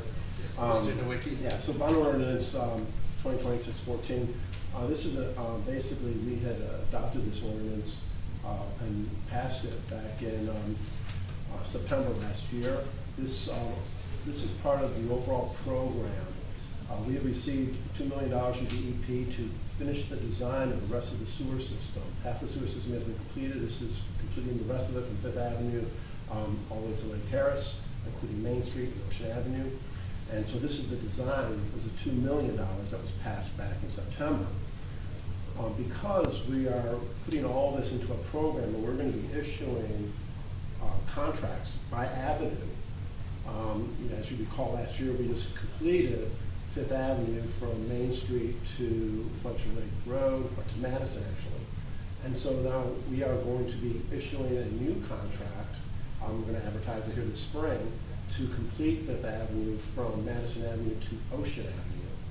And so that we can, instead of passing new ordinances and having all these things jumbled of this program, we're going to be ultimately borrowing money from the New Jersey Infrastructure Bank to pay for the construction. We also have DOT money that's paying for the resurfacing of the roadways. And so what we're trying to do is put all this into one ordinance because we have one loan number from the New Jersey Infrastructure Bank. So we are trying to get this more transparent, more clearly organized, that it's all under one ordinance, and what you will see over time is the next one will be Ocean Park Avenue, will be getting moving forward with construction. So, and then Main Street, and et cetera. So all of these will be coming on, and we will continue to amend this particular ordinance to add on the next section of construction contract. And so one day in the future, you'll see, here was Fifth Avenue, here's Brinley, here's Main Street, and here was the cost for every single one of them, and it will all be contained into this one ordinance. What grants we're getting for it, what we're borrowing from and authorizing through the bond to basically fund to ensure the loan that we will ultimately get from the DEP. So what this piece is right here, the 1.6 million, is for the construction of the Fifth Avenue from Madison to Ocean Avenue. We're hopefully going to advertise that here this spring. We're waiting for DEP to give our final sign off. And this bond will basically allow us to advertise and then borrow from the New Jersey Infrastructure Bank to pay for this construction. It's a $1.6 million. There's a couple $100,000 there for inspection work and contingency. And then there's also the construction is roughly $1.5 million. And what we are doing is going to be getting grants to offset that. And that's why there's an authorization. If you read deeper into this, the authorization number is 1.1, not 1.5, because we do have like $500,000 in grants from the DOT for the resurfacing. So there's a lot packed into this, and by doing it this way, organizing it, we'll be able to look at this as we go forward with this program. And then I've also asked the mayor that what we want to be able to do is a workshop here very soon, here in April, that we could actually present the whole entire program, all the sewer replacements, what we're looking to do, what the timing of that looks like, and how we're, and which contracts we're going to move forward with, and what the costs are on those. So, and what this whole thing looks like, and what does it mean to ultimately, you know, the rates, and how, what borrowing rates are we going to have, and how does it affect the ratepayer down the road? And so that's going to be coming, and then this ordinance is specifically for adding Fifth Avenue from Ocean Avenue to Madison for construction and inspection. And what you just summarized in a couple minutes took our bond counsel a couple of extra weeks to summarize in writing, because there are a lot of complexities and moving pieces here. And what you didn't mention, Councilman, is thanks to the efforts of yourself and Councilwoman Greenblatt, we've secured not only pretty good grant funding, but the borrowing is a pretty good rate as well. So, yeah, and we actually qualify for $2 million in principal forgiveness from New Jersey Infrastructure Bank. So besides principal forgiveness, that will pay for the actual construction, $2 million. So that will end up pretty much covering the cost of both the Fifth Avenue and Ocean Park. So, and at the end of the day, we won't have to borrow anything for this first phase of completion of Fifth and the first segment of Ocean Park. And to the extent we need to borrow in the future, you've secured a fairly good interest rate. Yeah, so the way the infrastructure, what we qualified and got grandfathered into, we no longer qualify post-July, but we got grandfathered into a program that allowed us to borrow at 0% interest for 75% of the construction cost, and then bond rate at 25% of the construction. So it's the cheapest money that we can find, and beats the bonding. So it's a great program. And you know, Sean and myself, Councilman Greenblatt, and I worked on this for like the last year. So it's really been a great program. And we're excited about bringing and sharing all of it and putting it out and have the engineer come. Suburban Engineering is the ones that are going to be leading this initiative, and they're going to be presenting on this. And heads up, Main Street has to happen sooner than later. And we're looking at Main Street in the fall. Not to let the cat out of the bag, but that's going to be pretty disruptive, but that's really critical because of other work that's going to be happening on Main Street in the future. No, actually, Paul said it all. Okay, So, with that. Thank you, Councilman. So with that said, any other questions or comments for the council? Councilman, you care to make a motion? So, the motion is for bond ordinance 2026-14, amending in part bond ordinance 2020-25-26, adopted on September 2nd, providing for the sanitary sewer improvements, expand the scope of the improvements to include Fifth Avenue, Park Place, sewer replacement. Second. I'll second the introduction of that. Mr. Noble? Yes. Ms. Greenblatt? Yes. Mr. Carr? Yes. Mr. Nowicki? Yes. Mayor Gubitosi? Yes. Okay, the next ordinance for introduction is ordinance 2026-22, and I will turn to Councilman Clark to provide an overview. Thank you. So, as we know, anytime a property owner wants to change the use of their property or building, construction, or otherwise alter the building, an application needs to be made to zoning, and the amendment to this ordinance regarding Chapter 450 of zoning closes a loophole that we talked about a little earlier, and now requires an application to be made for zoning for any additions or alterations in public easements, right-of-ways, which also includes curb cuts. So it was just in order to close a loophole to help enforce it. Any comments or questions? No. All right. Not seeing any, I would like to make a motion to approve the introduction of ordinance 2026-22, amending Chapter 450 zoning. Second. Mr. Noble? Yes. Ms. Greenblatt? Yes. Mr. Carr? Yes. Mr. Nowicki? Yes. Mayor Gubitosi? Yes. Ordinance 2026-23, which is an ordinance amending Chapter 314, nuisances in public of the borough's revised general ordinances to prohibit sleeping, camping, and overnight occupancy on public property. This request came to us actually from our chief of police, just to help the borough address folks who may just decide to camp out on public property and stay overnight. This helps give our police department a little more flexibility in terms of how they can manage such occurrences. Chief, is there anything you'd like to add? No, I just appreciate council, Mayor, you guys considering this. Is basically, you know, obviously our first goal is to assist anybody that, you know, maybe is homeless or dealing with mental health, things like that. We have plenty of resources available to us through the county, through the state, but there is occurrences where someone is just adamant they don't want any help. Or, you know, maybe they've been banned from, you know, shelters, whether it's criminal behavior, just bad behavior, so on and so forth. And there's just sometimes we run into persons that are just, they don't want any help, and, you know, they could set up camp, you know, on the beachfront, anywhere in parks and public property, and we're just kind of, once all those avenues are exhausted, and we try to help these people, you know, we just have nothing to fall back on, so it would just be for those types of instances. All right, thank you, Chief. Thanks for bringing this to our attention. Any other comments or questions from the council? All right, seeing no other comments, I'll make a motion that we adopt ordinance 2026-23. Second. Ms. DeNoble? Yes. Ms. Greenblatt? Yes. Mr. Park? Yes. Mr. Nowicki? Yes. Mayor Gubatosi? Yes. Okay, now we get to the adoption of ordinances, and this is where the public will have an opportunity to comment on each and every one of these items. So after the council has any additional comments. So ordinance 2026-15 is the ordinance that we introduced a few weeks back that allows us to exceed the municipal budget appropriation limit and to establish a cap bank. Obviously, we discussed this a couple weeks ago, but any other comments or questions? Okay, seeing none, I'll make a motion that we open it up to public comment. Second. Ms. DeNoble? Yes. Ms. Greenblatt? Yes. Mr. Park? Yes. Mr. Nowicki? Yes. Mayor Gubatosi? Yes. Before I open it to public comment, I realized that we got a reference to chapter 451. I skipped that intentionally, but in case anyone's following along at home, we never did. It's been removed. Okay, it's on my copy, that's fine. I'm sorry, didn't I give you a new copy of the agenda?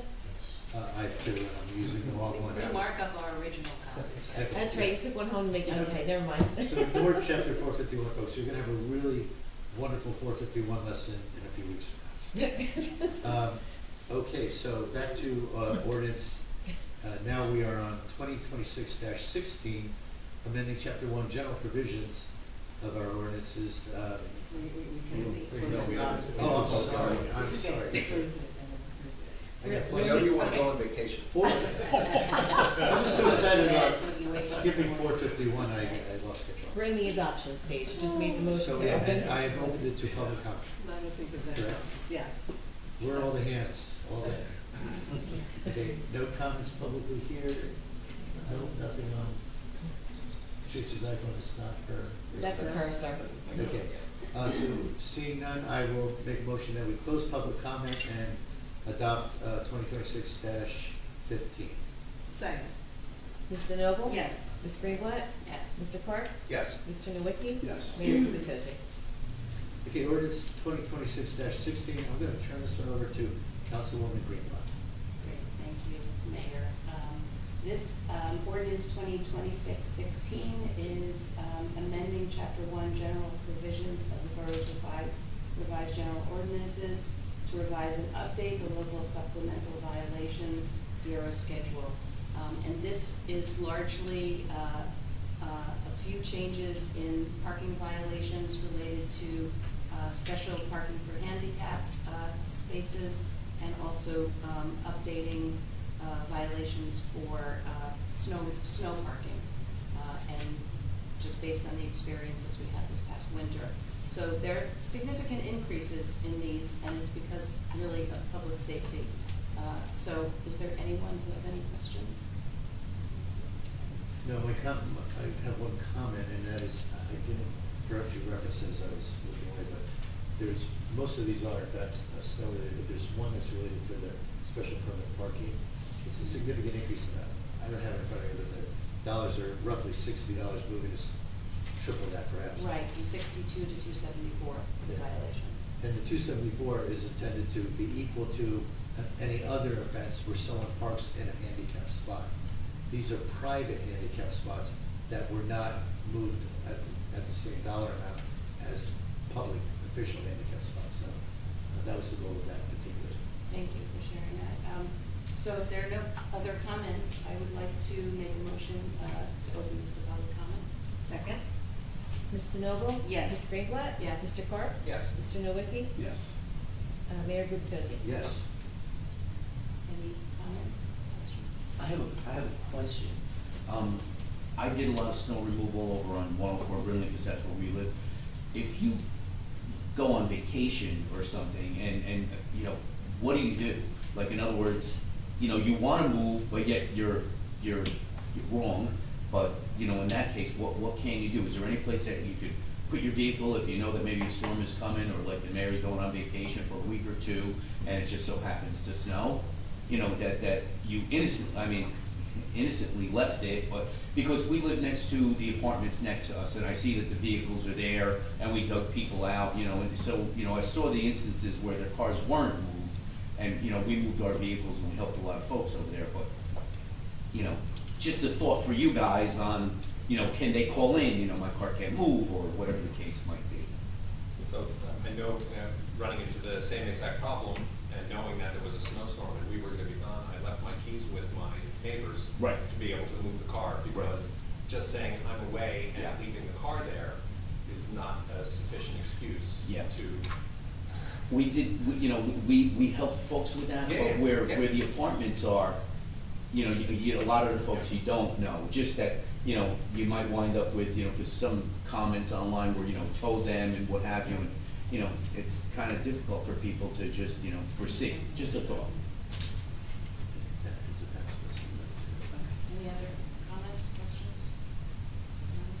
Okay, so with no other questions, I'd like to make a motion to close the public comment and to adopt ordinance 2026-16. Second? Ms. DeNoble? Yes. Ms. Greenblatt? Yes. Mr. Carp? Yes. Mr. Nowicki? Yes. Mayor Gubatosi? Yes. Moving to ordinance 2026-20. I'm trying to save my voice tonight so I can party in tropical locations. And it's not for 2 weeks, 5 days. I'm gonna ask Mr. Carp, Councilman Carp, to once again handle 2026-20. Sure, thank you. So ordinance 2026-20 amends chapter 286 regarding littering, solid waste, and recyclable collection. Short and sweet is, in this amendment, we have added the provision to prevent people from blowing, sweeping, or otherwise placing grass clippings, leaves, dirt, or any other debris into the street, catch basins, storm drains, or any other component of Bradley's stormwater system. We know that we want to do this because it blocks up the storm drains, it puts undue waste into our stormwater management system that eventually winds up in the lakes and then the ocean. Any questions from council? I might, again, a comment. Our environmental commission came to us as well, and I know Mr. Carp, you were involved in some of those early discussions. And you alluded to this earlier, but the focus was on gas blowers from a noise standpoint, but possibly equal concern around the actual, you know, depositing of the debris into the storm drains. So I compliment you on the fact that you took the noise and the waste and you separated them. We are, in another meeting or two, we'll be having an ordinance amendment on noise for the gas blowers. But for tonight, at least, we're able to deal with the waste. So thank you for taking that action. Any other questions? No? Then I would like to make a motion to open this up for public comment. Second.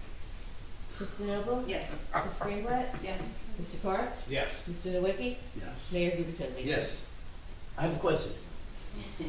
What is the difference in between when on the calendar that you want us to put home, you know, branches or whatever in the street opposed to, what you're saying is that people are actually like, you know, putting the stuff into the storm drain opposed to us putting it into the street for pickup? So this doesn't affect any of the, you know, when you put your branches, leaf pickup, Okay. you put it, so this doesn't affect that. You know, it's very common to see landscapers who are cleaning up, who blow all of the debris from the driveways, the sidewalks, and they blow it into the street. Right, right. And they blow it to the neighbor's street, so it's not in front of their street, it's now in front of somebody else's street. Okay, yeah, I agree. I don't wanna be friends with the chief on a bad way, you know? Can I just get your name and address, please? Sure, 320, well, we live at 104 Brindley, but we bought the property at 321 Lorraine. Okay, and your name? Oh, Frank, Aloya, A-L-O-I-A. Thank you. Thank you. Mr. West?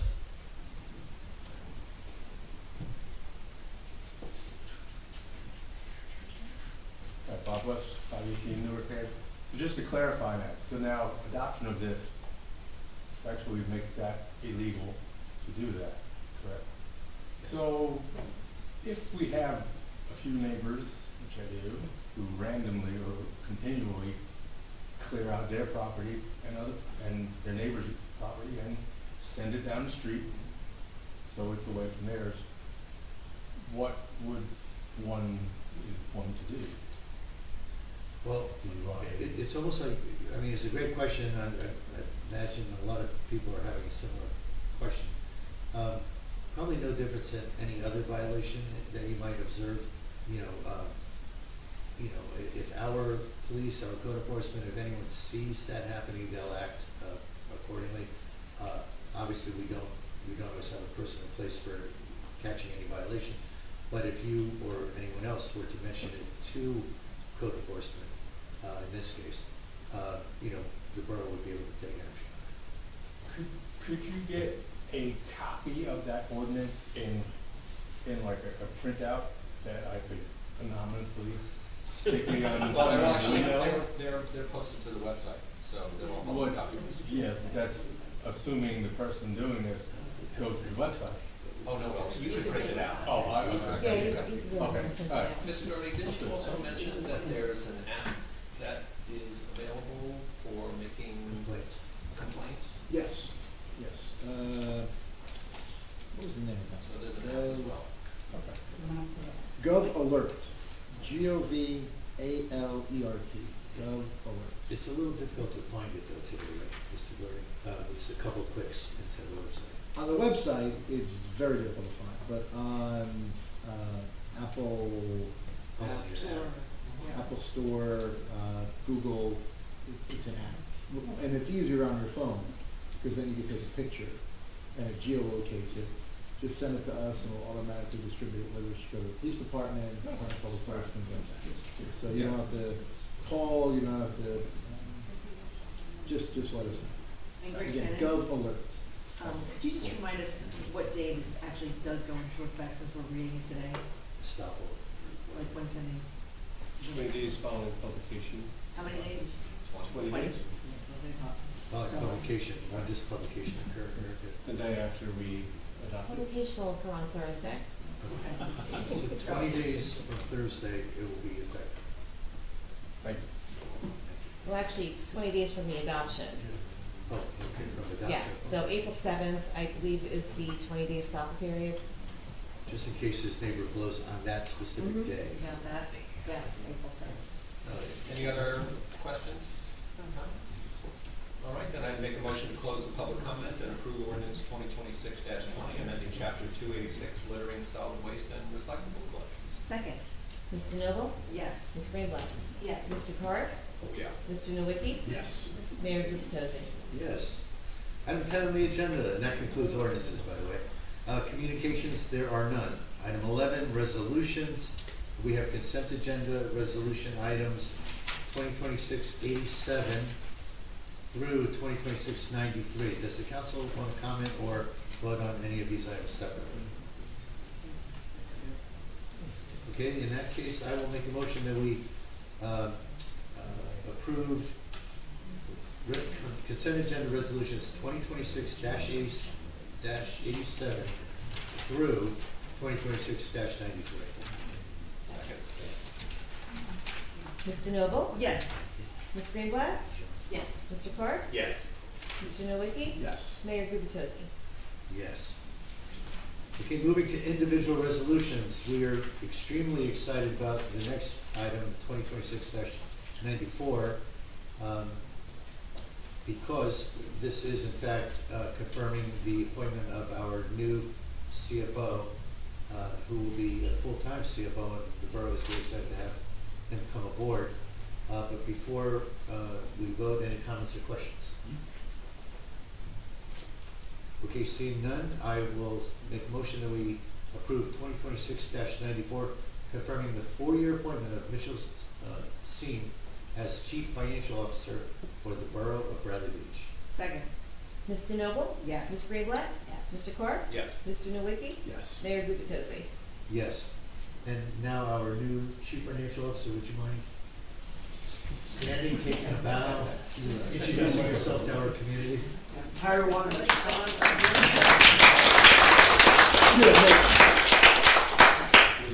I've got an opportunity to speak with the mayor, meet a lot of the employees the last couple of days, and I'm real excited to be here to help the community with the finances. And I got a chance to speak with the mayor about some of the things he's wanting to implement in the future going forward to really get things going in the right direction, and I'm excited to be a part of it. So I really thank you all for the opportunity. Thank you, and thank you for joining us tonight. It's great to have you with us. Mitch, just for, what is the proper pronunciation of your last name? Sign. Okay. So are you Mitch number 1 or Mitch number 2? Well, we actually, we agreed, he's Mitch and I'm Mitchell. Perfect. There you go. Now you tell us. All right. Do we need a resolution? Or? No? I got Good? Mitch on your shirt. That's okay. Thank you, Mitchell, for confirming that.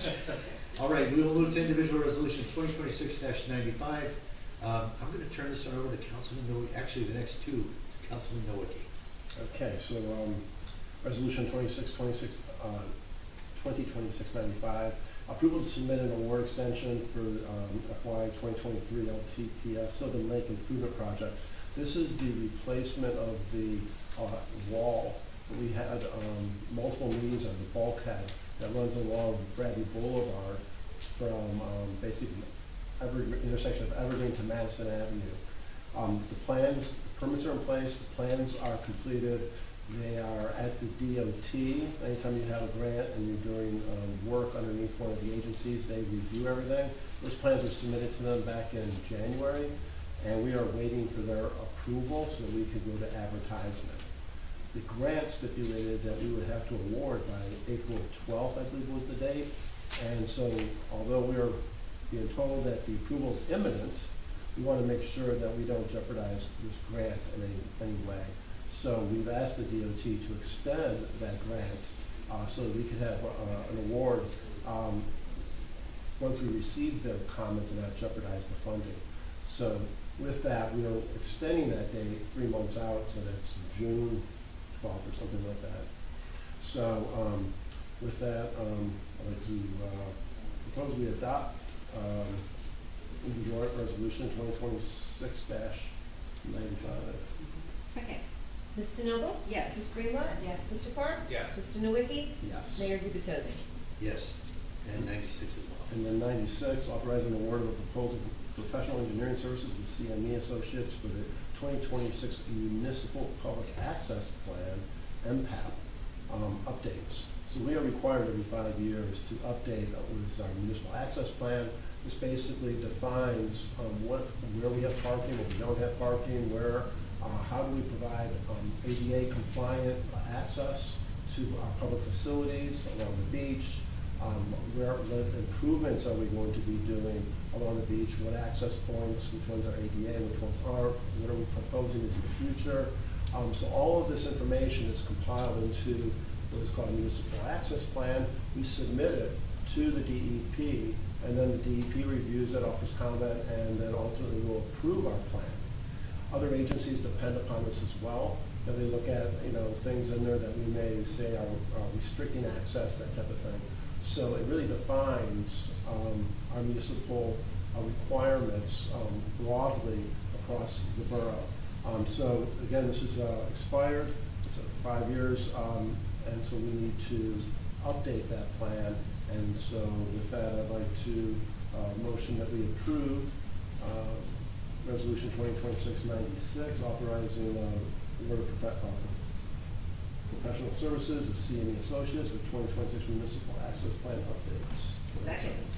Ms. DeNoble? Yes. Ms. Greenblatt? Yes. Mr. Carr? Yes, and I Mr. just also want to say that I think it's important because if we don't do it, the DEP will do it for us, and we want to maintain that control over how we provide that public access. So yes. Mr. Nowicki? Yes. Mayor Gubitosi? Yes. Item 2026-97 is supporting Assemblyman Sawicki's legislation A, bill, I believe A4017. This is requiring ownership information when residential rental housing is purchased by limited liability corporations. It's basically, when you have a limited liability corporation, a lot of times it obscures or hides the underlying owners, making it difficult sometimes for municipalities to understand the nature of the owners, the size of the families, and so forth. So this is, basically attempting to pierce that veil. The Assemblyman reached out to municipalities everywhere, I presume, asking for their support. Our council, I believe, feels that this is strong legislation. So we're going to vote on passing a resolution to support his efforts in the Assembly. So any comments or questions on this? Okay, seeing none, I'll make a motion that we approve resolution 2026-97. Second. Ms. DeNoble? Yes. Ms. Greenblatt? Yes. Mr. Carr? Yes. Mr. Nowicki? Yes. Mayor Gubitosi? Yes. 2026-98, authorizing negotiations for recreations support vendor competitive contract under New Jersey statutes. Our rec center has conducted 2 RFPs asking for bids to take on a role where an independent vendor would hold classes, yoga, whatever, at our rec center and pay us a percentage, just to create creative programming, create some more revenue for the borough.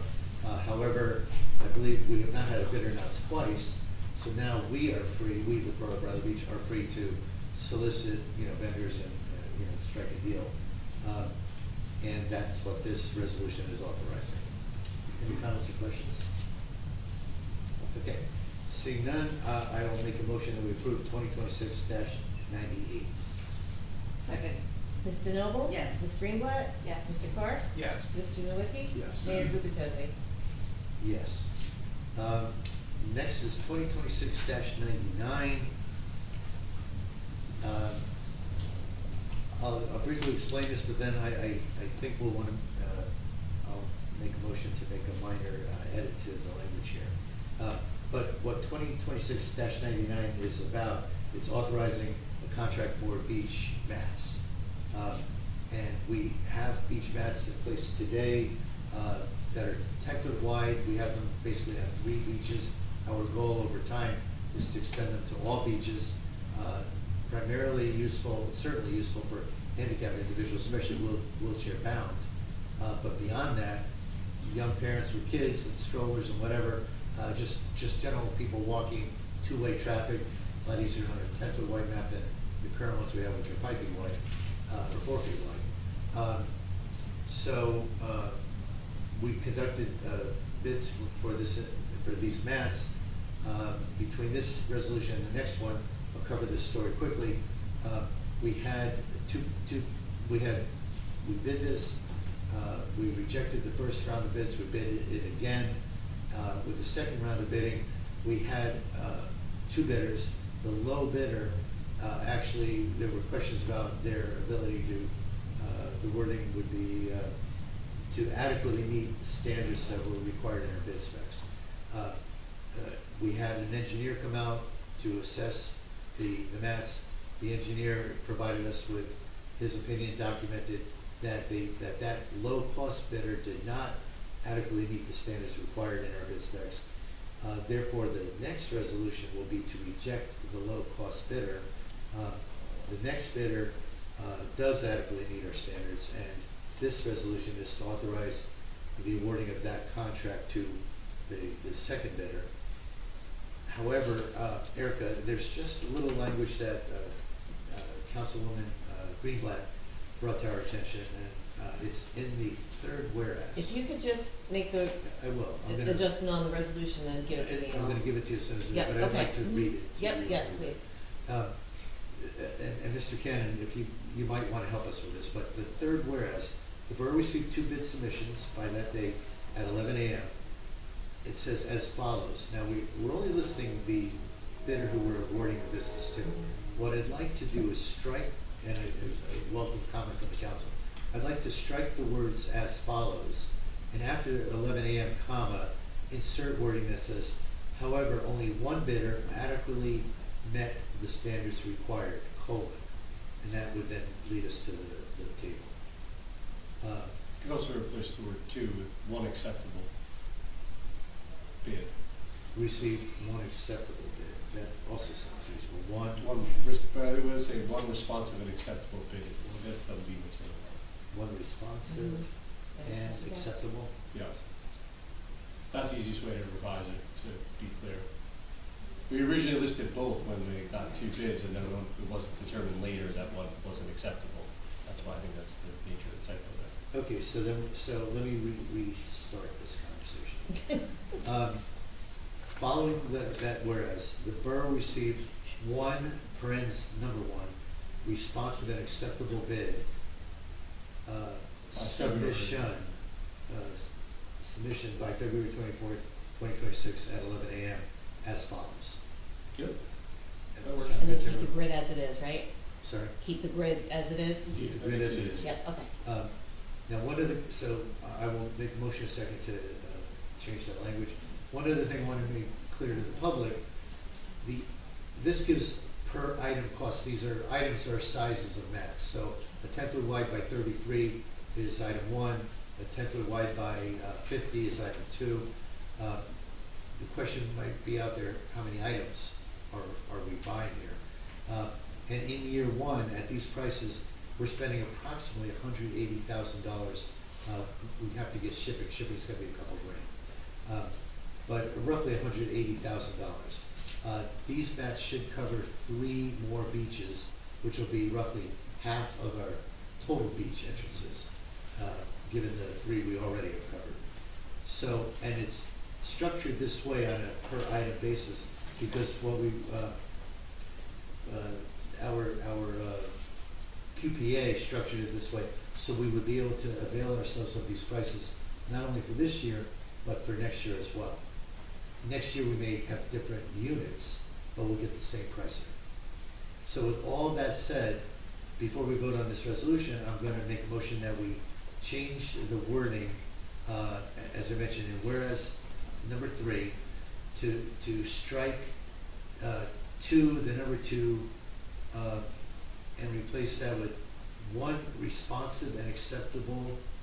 Now we'll continue the word bid, submission, singular, by February 24th, 2026 at 11 a.m. as follows, colon. Do I have a second? Ms. DeNoble? Yes. Ms. Greenblatt? Yes. Mr. Carp? Yes. Mr. Nowicki? Yes. Mayor Gubitosi? Yes. Now I'll make a motion that we approve Resolution 2026-99 as amended. Second. Ms. DeNoble? Yes. Ms. Greenblatt? Yes. Mr. Carp? Yes.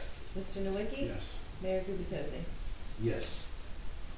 The next resolution is 2026-100, our 100th resolution of the year.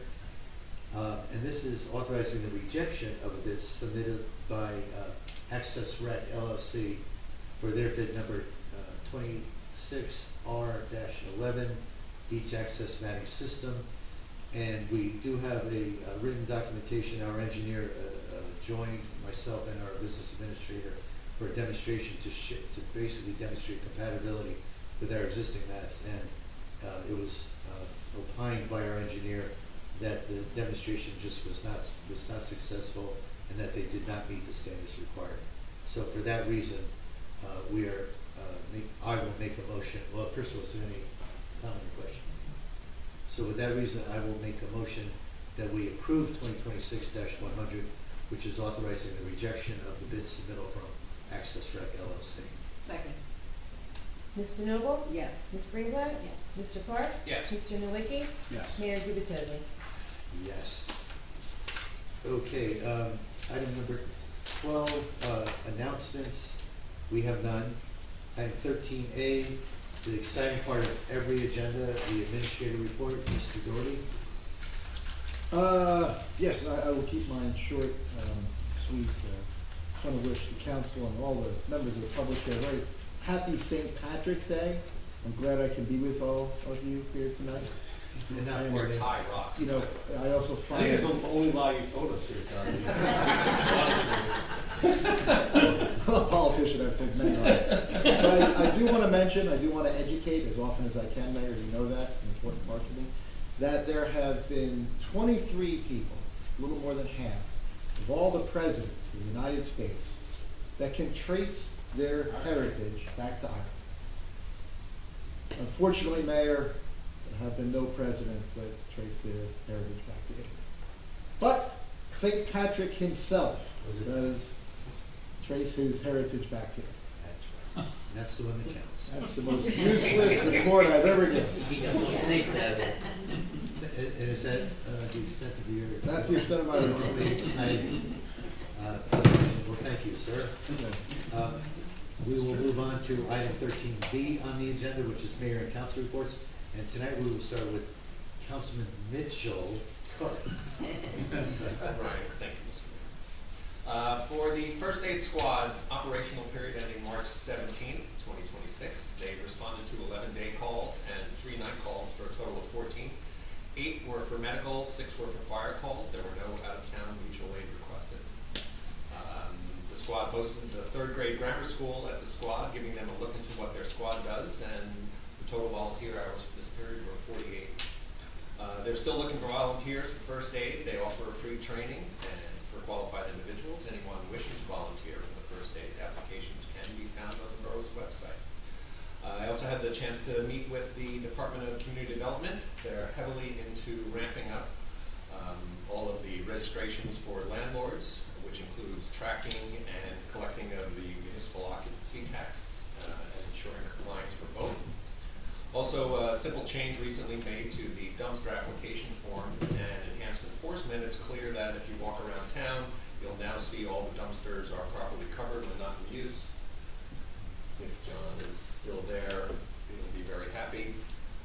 Otherwise, the department is looking forward to having all the construction files scanned in during the upcoming months to alleviate the physical storage issues, but more importantly, make it easier to find and share documents when subject to an OPA request or otherwise needed. The Environmental Commission will hold their next meeting April 6th at 7 p.m. And that's all. Thank you, sir. Councilwoman Green. Thank you, Mayor. The Recreation Committee met on Monday, March 9th. Upcoming rec events. Tickets are still available for Radio Bingo, March 21st, 6 p.m. at the Fire Hall with the music of the 90s. Tickets are $12 per person. You can go to the rec webpage to purchase tickets for admission. Additionally, tickets will be also sold at the door. Middle and high school age youngsters are invited to participate in Recreation's glow-in-the-dark Easter egg hunt, March 27th, 7 p.m. at the Rec Center baseball field. Rain date is Saturday, March 28th, same time. The event is free. The Senior Club's next meeting is Wednesday, March 25th from noon to 3 at the Piazza Center. Mahjong Open Play runs every Friday, 1 to 3 p.m., also at the Piazza Center. Bradley Beach and Neptune City have a shared service agreement for recreation. Please check the recreation webpage for all programs running and open to Bradley Beach residents. Summer Camp 2026, early registration opened yesterday, March 16th, for Bradley and Neptune City residents. For all others, registration opens April 1st. Camp runs from June 29th to August 14th, Monday through Friday, 9 a.m. to 3 p.m. Be sure to register early, as last year's program filled to extended capacity. New this summer, Bradley Beach and Neptune City will host Marine Science Camp, July 27th to the 31st, Monday through Friday, 9 to 2 p.m. for ages 5 to 14. This program will take place at Memorial Park in Neptune City. Please visit the rec page on the borough site for details and registration. Court striping at the rec center is planned for mid-April, with a grand reopening event in mid-May. More details to follow. The Recreation Committee's next meeting is Monday, April 13th, 6:30 p.m. at the rec center. And now on to the Fletcher Lake Commission, who met last Thursday, March 12th. The commission has appointed Bill Grafton as treasurer, replacing longtime treasurer Pam Reinhardt. Many thanks to Pam for her years of service in this role. She will continue to serve on the commission. Bill Grafton also serves as liaison to the Consortium of Area Coastal Lakes, having recently met with the Wesley Lake Commission on shared concerns and practices. Bill will also continue to maintain collaboration with CLONET, Monmouth University's Coastal Lakes Observing Network for environmental monitoring. Solar lights have been purchased by the commission, which member Mark Rosenthal will be installing on the bridge to Ocean Grove. With hints of spring in the air, member Sal Galicetti will be purchasing and planting flowers on behalf of the commission and to adorn the lake. The Fletcher Lake Commission will hold its next meeting Thursday, April 9th, 6 p.m. here in this council chamber. And my final liaison report is for the Arts Council, who met on March 2nd. A warm and lively music improvisation play shop took place Thursday, March 5th at the Biazzi Center, led by Arts Council member Abby Kahn. Approximately 15 guests came on a rainy evening from as far as Tom's River to join in. Many thanks to Abby for her facilitation and musical leadership. Plans are underway for the Arts Council's first annual Arts Day, June 27th at Riley Park. Anyone interested in volunteering to help with the event, please reach out by email to artscouncil@bradleybeachnj.gov or go to the webpage on the borough site. Both seasoned artists and art enthusiasts are welcome. Their next meeting is scheduled for Monday, March 23rd, 6 p.m. at the Biazzi Center. Note that this is an evening meeting and, as always, open to the public. And that's my report. Thank you, Councilwoman. Council President DeNovo. Thank you, Mayor. The Board of Ed is meeting tonight, so I'll report on that at the next meeting. The Bradley Beach Tourism had a meeting on March 10th. They are looking forward to the soccer festival as it kicks off the World Cup festivities. You got that? So mark your calendar. June 10th on Newark Avenue Beach from 4 to 7 p.m. They'll have a soccer expo match with FC Monmouth, local sports vendors, huge sports equipment drive, new and gently used to benefit local charities, live music, and a DJ. And they also discussed their summer Saturday concert series, and they're going to do the Thursday night concert series on the beach at Newark Avenue as well. Then we had the meeting for the Shade Tree Commission met on March 11th, and they didn't have any applications, but they are gearing up for the spring planting. As you know, there was a grant, and they're going to be planting 66 trees throughout the borough, and they do have the month slated, which is May, but the date is not established just yet, so stay tuned for that. And then on a personal note, I would be remiss if I didn't mention International Women's Day was this month. And I look at the staff here when I walk in the offices, and it's all women, except for our illustrious business administrator, Matt Doherty. But how lucky are you to work with a powerhouse of women who keep this community running? Yes, dear. They kind of carry that. In addition to the staff, we have women who are department heads, police officers, firefighters, first aid, lifeguards, and volunteers. In fact, some of our volunteers are presidents and vice presidents and chairwomen, and I could go on and on. Even our residents, amazing. So as we celebrate the women running the show this month, it's worth remembering that just over 100 years ago, the scene in this borough would have been unrecognizable. Back then, women weren't allowed to lead these offices, staff these desks, or even cast a simple vote. We stand here today because of the women who sacrificed their right, just for the right to speak in this room. They didn't just fight for a ballot, they fought for the future we are currently living. A future where we have 2 women serving on this council and a dedicated female staff driving our community forward. To all the women in this borough today who keep it running, we owe you a debt of gratitude. We support you, we are proud of you, and we thank you.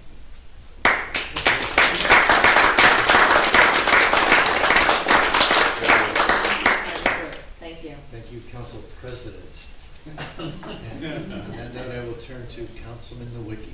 Well, just ditto on all that you just said. Women make us all better, so that's all I have to say.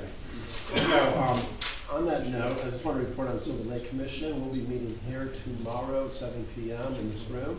And if you haven't been around the lake lately, you should take a ride by where the little island is at Bradley Boulevard and Burlington. And there's an island out there. The two swans, our resident swans there, evidently have mated, and they are nesting on the island again this year. Last year they had, I think it was like 9 babies, and some of them got eaten by turtles or foxes. But I think 5 or 6 survived, and so anticipate that we'll have more swans. I guess the proper term of a swan is a swan baby. Nobody know? So, dazzle geese. But so those will be probably hatched here in the month of early May. So that's pretty exciting. And then on the police activity report for the reporting period February 28th to March 15th, on March 1st, 5th Avenue and Main Street, a 33-year-old male from Brick, New Jersey, was arrested and charged with driving under the influence while operating a motor vehicle. He was also issued several additional motor vehicle summonses. Patrolman Daniel Crow made the arrest. On March 4th, 200 block McCabe Avenue, a 21-year-old female from Long Branch was arrested on an outstanding traffic warrant from Upper Freehold Municipal Court. Patrolman Daniel Crow made that arrest also. March 5th, 2026, 615 Main Street. A 63-year-old male from Neptune was arrested and charged with defiant trespassing.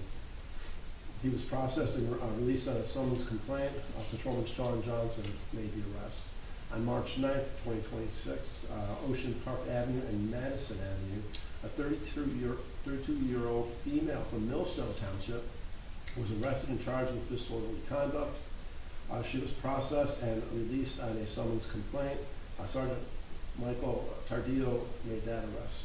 On March 9th, Ocean Park Avenue and Madison Avenue, a 41-year-old male from Bradley Beach was arrested and charged with driving under the influence while operating a motor vehicle. He was also issued additional motor vehicle summonses. Patrolman Daniel Crow made that arrest with assistance from Sergeant Michael Tardillo. Also on March 9th. March 9th was obviously a busy day. 200 block of Newark Avenue, a 47-year-old male from Bradley Beach was arrested and charged with aggravated assault on a police officer and simple assault. After being taken into custody for simple assault, he bit a Bradley Beach police officer on his arm, causing redness,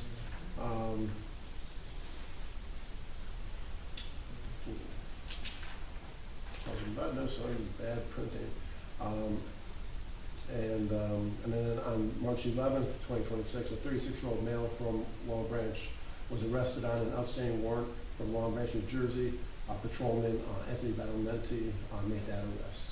So thank you for all the service of your officers, Chief, and that's my report.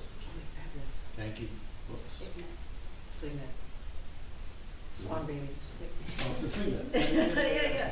That's what I thought. Signet. Remember that. Are we done? Okay, sorry. No more signets. Continue to debate if you like. Thank you, Council. I appreciate that. Okay, I'm leading with what might be the most exciting topic of the evening as we compete for audience attention and council comments, because this borough, with these individuals, I guess, Councilman, you could not join us, but the rest of the council and all of our employees hosted the elementary school third graders. And they have, they're right now studying the U.S. government. They knew who the president was, they understood enough about the structure of the government, and they wanted to understand Bradley Beach government. And they sat right here in this chair, young boys and young women, all aspiring to one day become as successful as we are.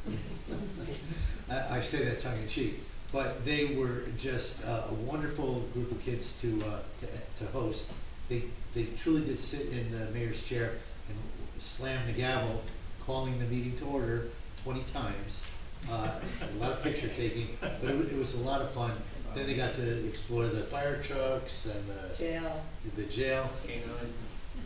And we asked how many want to be mayor one day, and I'd say half the room raised their hand, suckers, you know. But it was so much fun, and the kids I think they had a great time. I think they told us, I wasn't there, but I hear they did say what an awesome day it was. So we've done this historically over the years, and of course we're going to continue to do it every year as we go forward. But that was first and foremost my number one announcement. I do have two announcements for our library. Normally in these sessions, our librarian, Ashley Foglia, gives me a list of like 32 events, and I don't read them all because it's just too much. But I say go to the website because it's amazing the amount of programs the library offers. Today she specifically asked me to mention two events. They are both dance related. I'm looking at a couple folks that I know are awesome dancers that might want to attend both of these. And anyone else, of course, that wants to tickle the, no, that's not it. Anyway, anyone who wants to dance. Tuesday, March 24th, 5:30 p.m. And Mr. Kenny, you're invited to join us too. I didn't know to dance, my friend. No?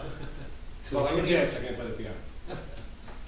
Well, in case anyone wants to run colonial historical dancing, in celebration of America's 250th anniversary, they should meet at 5:30 p.m. at the Bradley Beach Firehouse. Get off your feet and dance your way through Revolutionary era America. Dance was the ultimate social interaction of the time of the American Revolution, and learning the popular dances is the first step in experiencing history. This event is sponsored by the Friends of the Bradley Beach Library. Space is limited. Registration required. So again, March 24th, next Tuesday.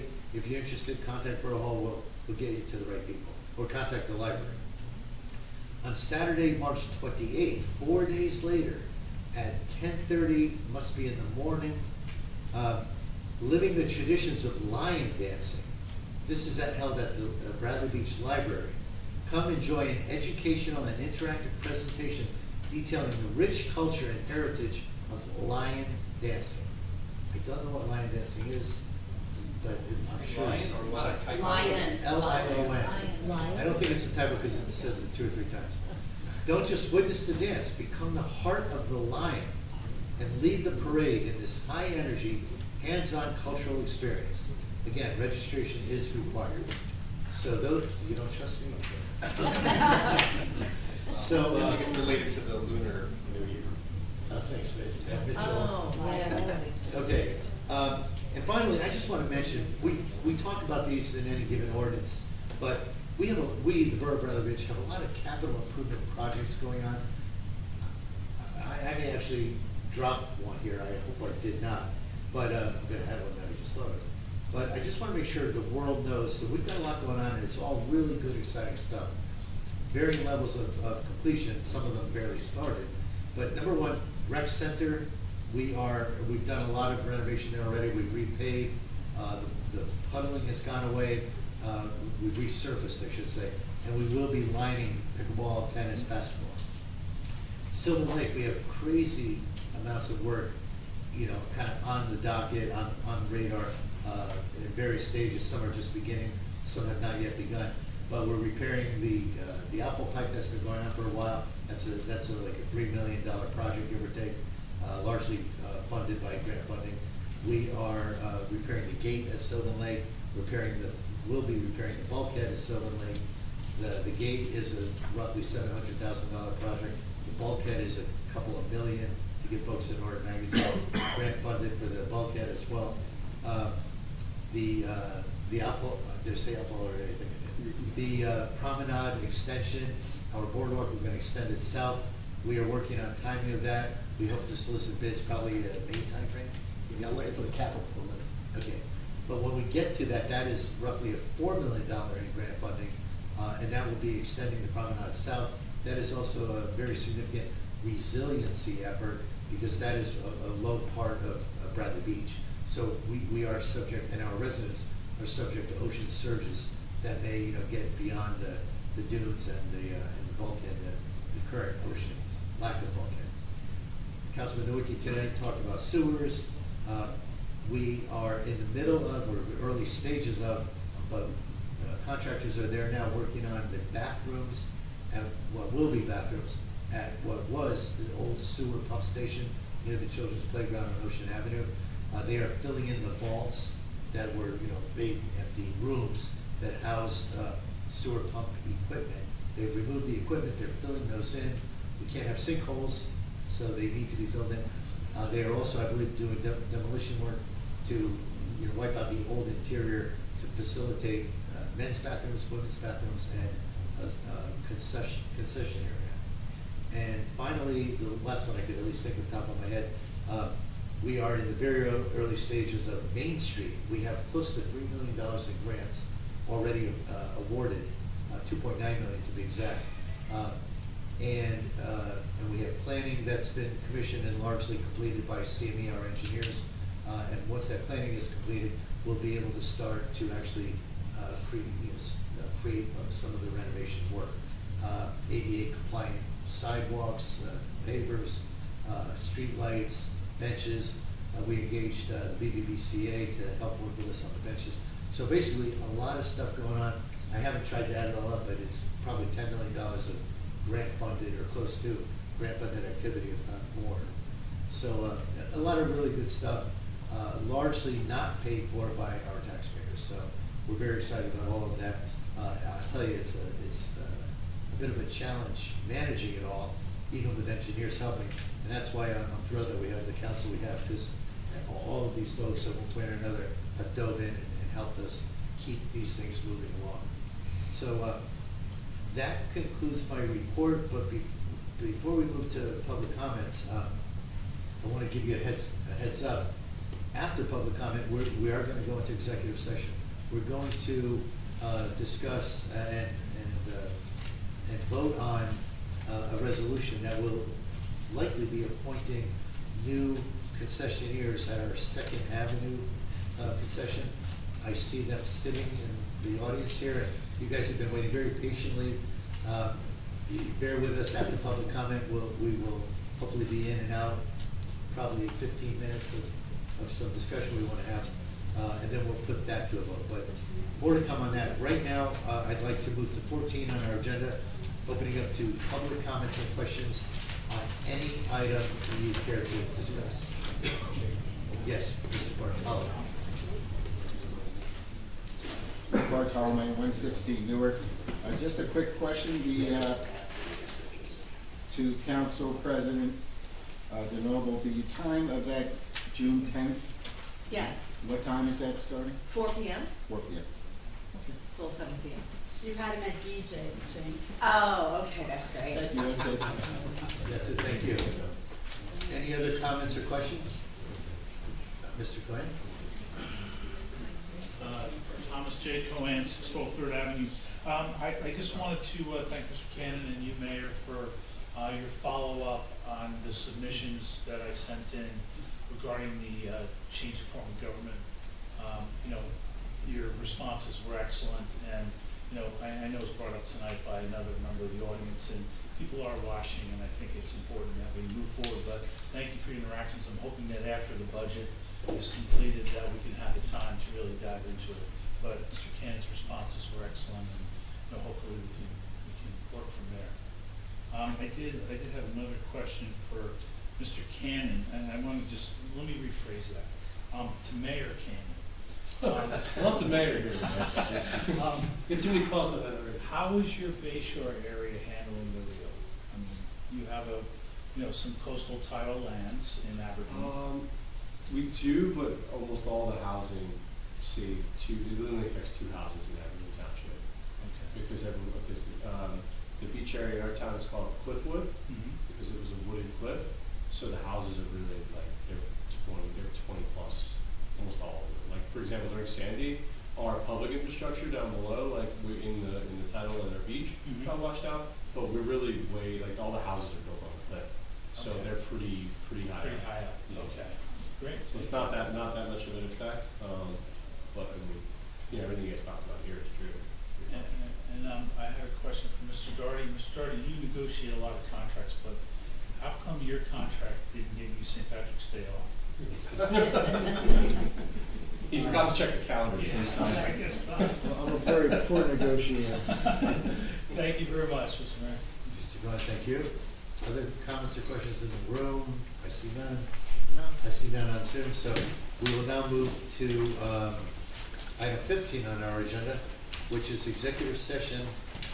And in that executive session, we will discuss resolution 2026-101, which, I'm sorry, 102, which will be the bid on the Second Avenue concession. So I'll make a motion that we go into public session. Second.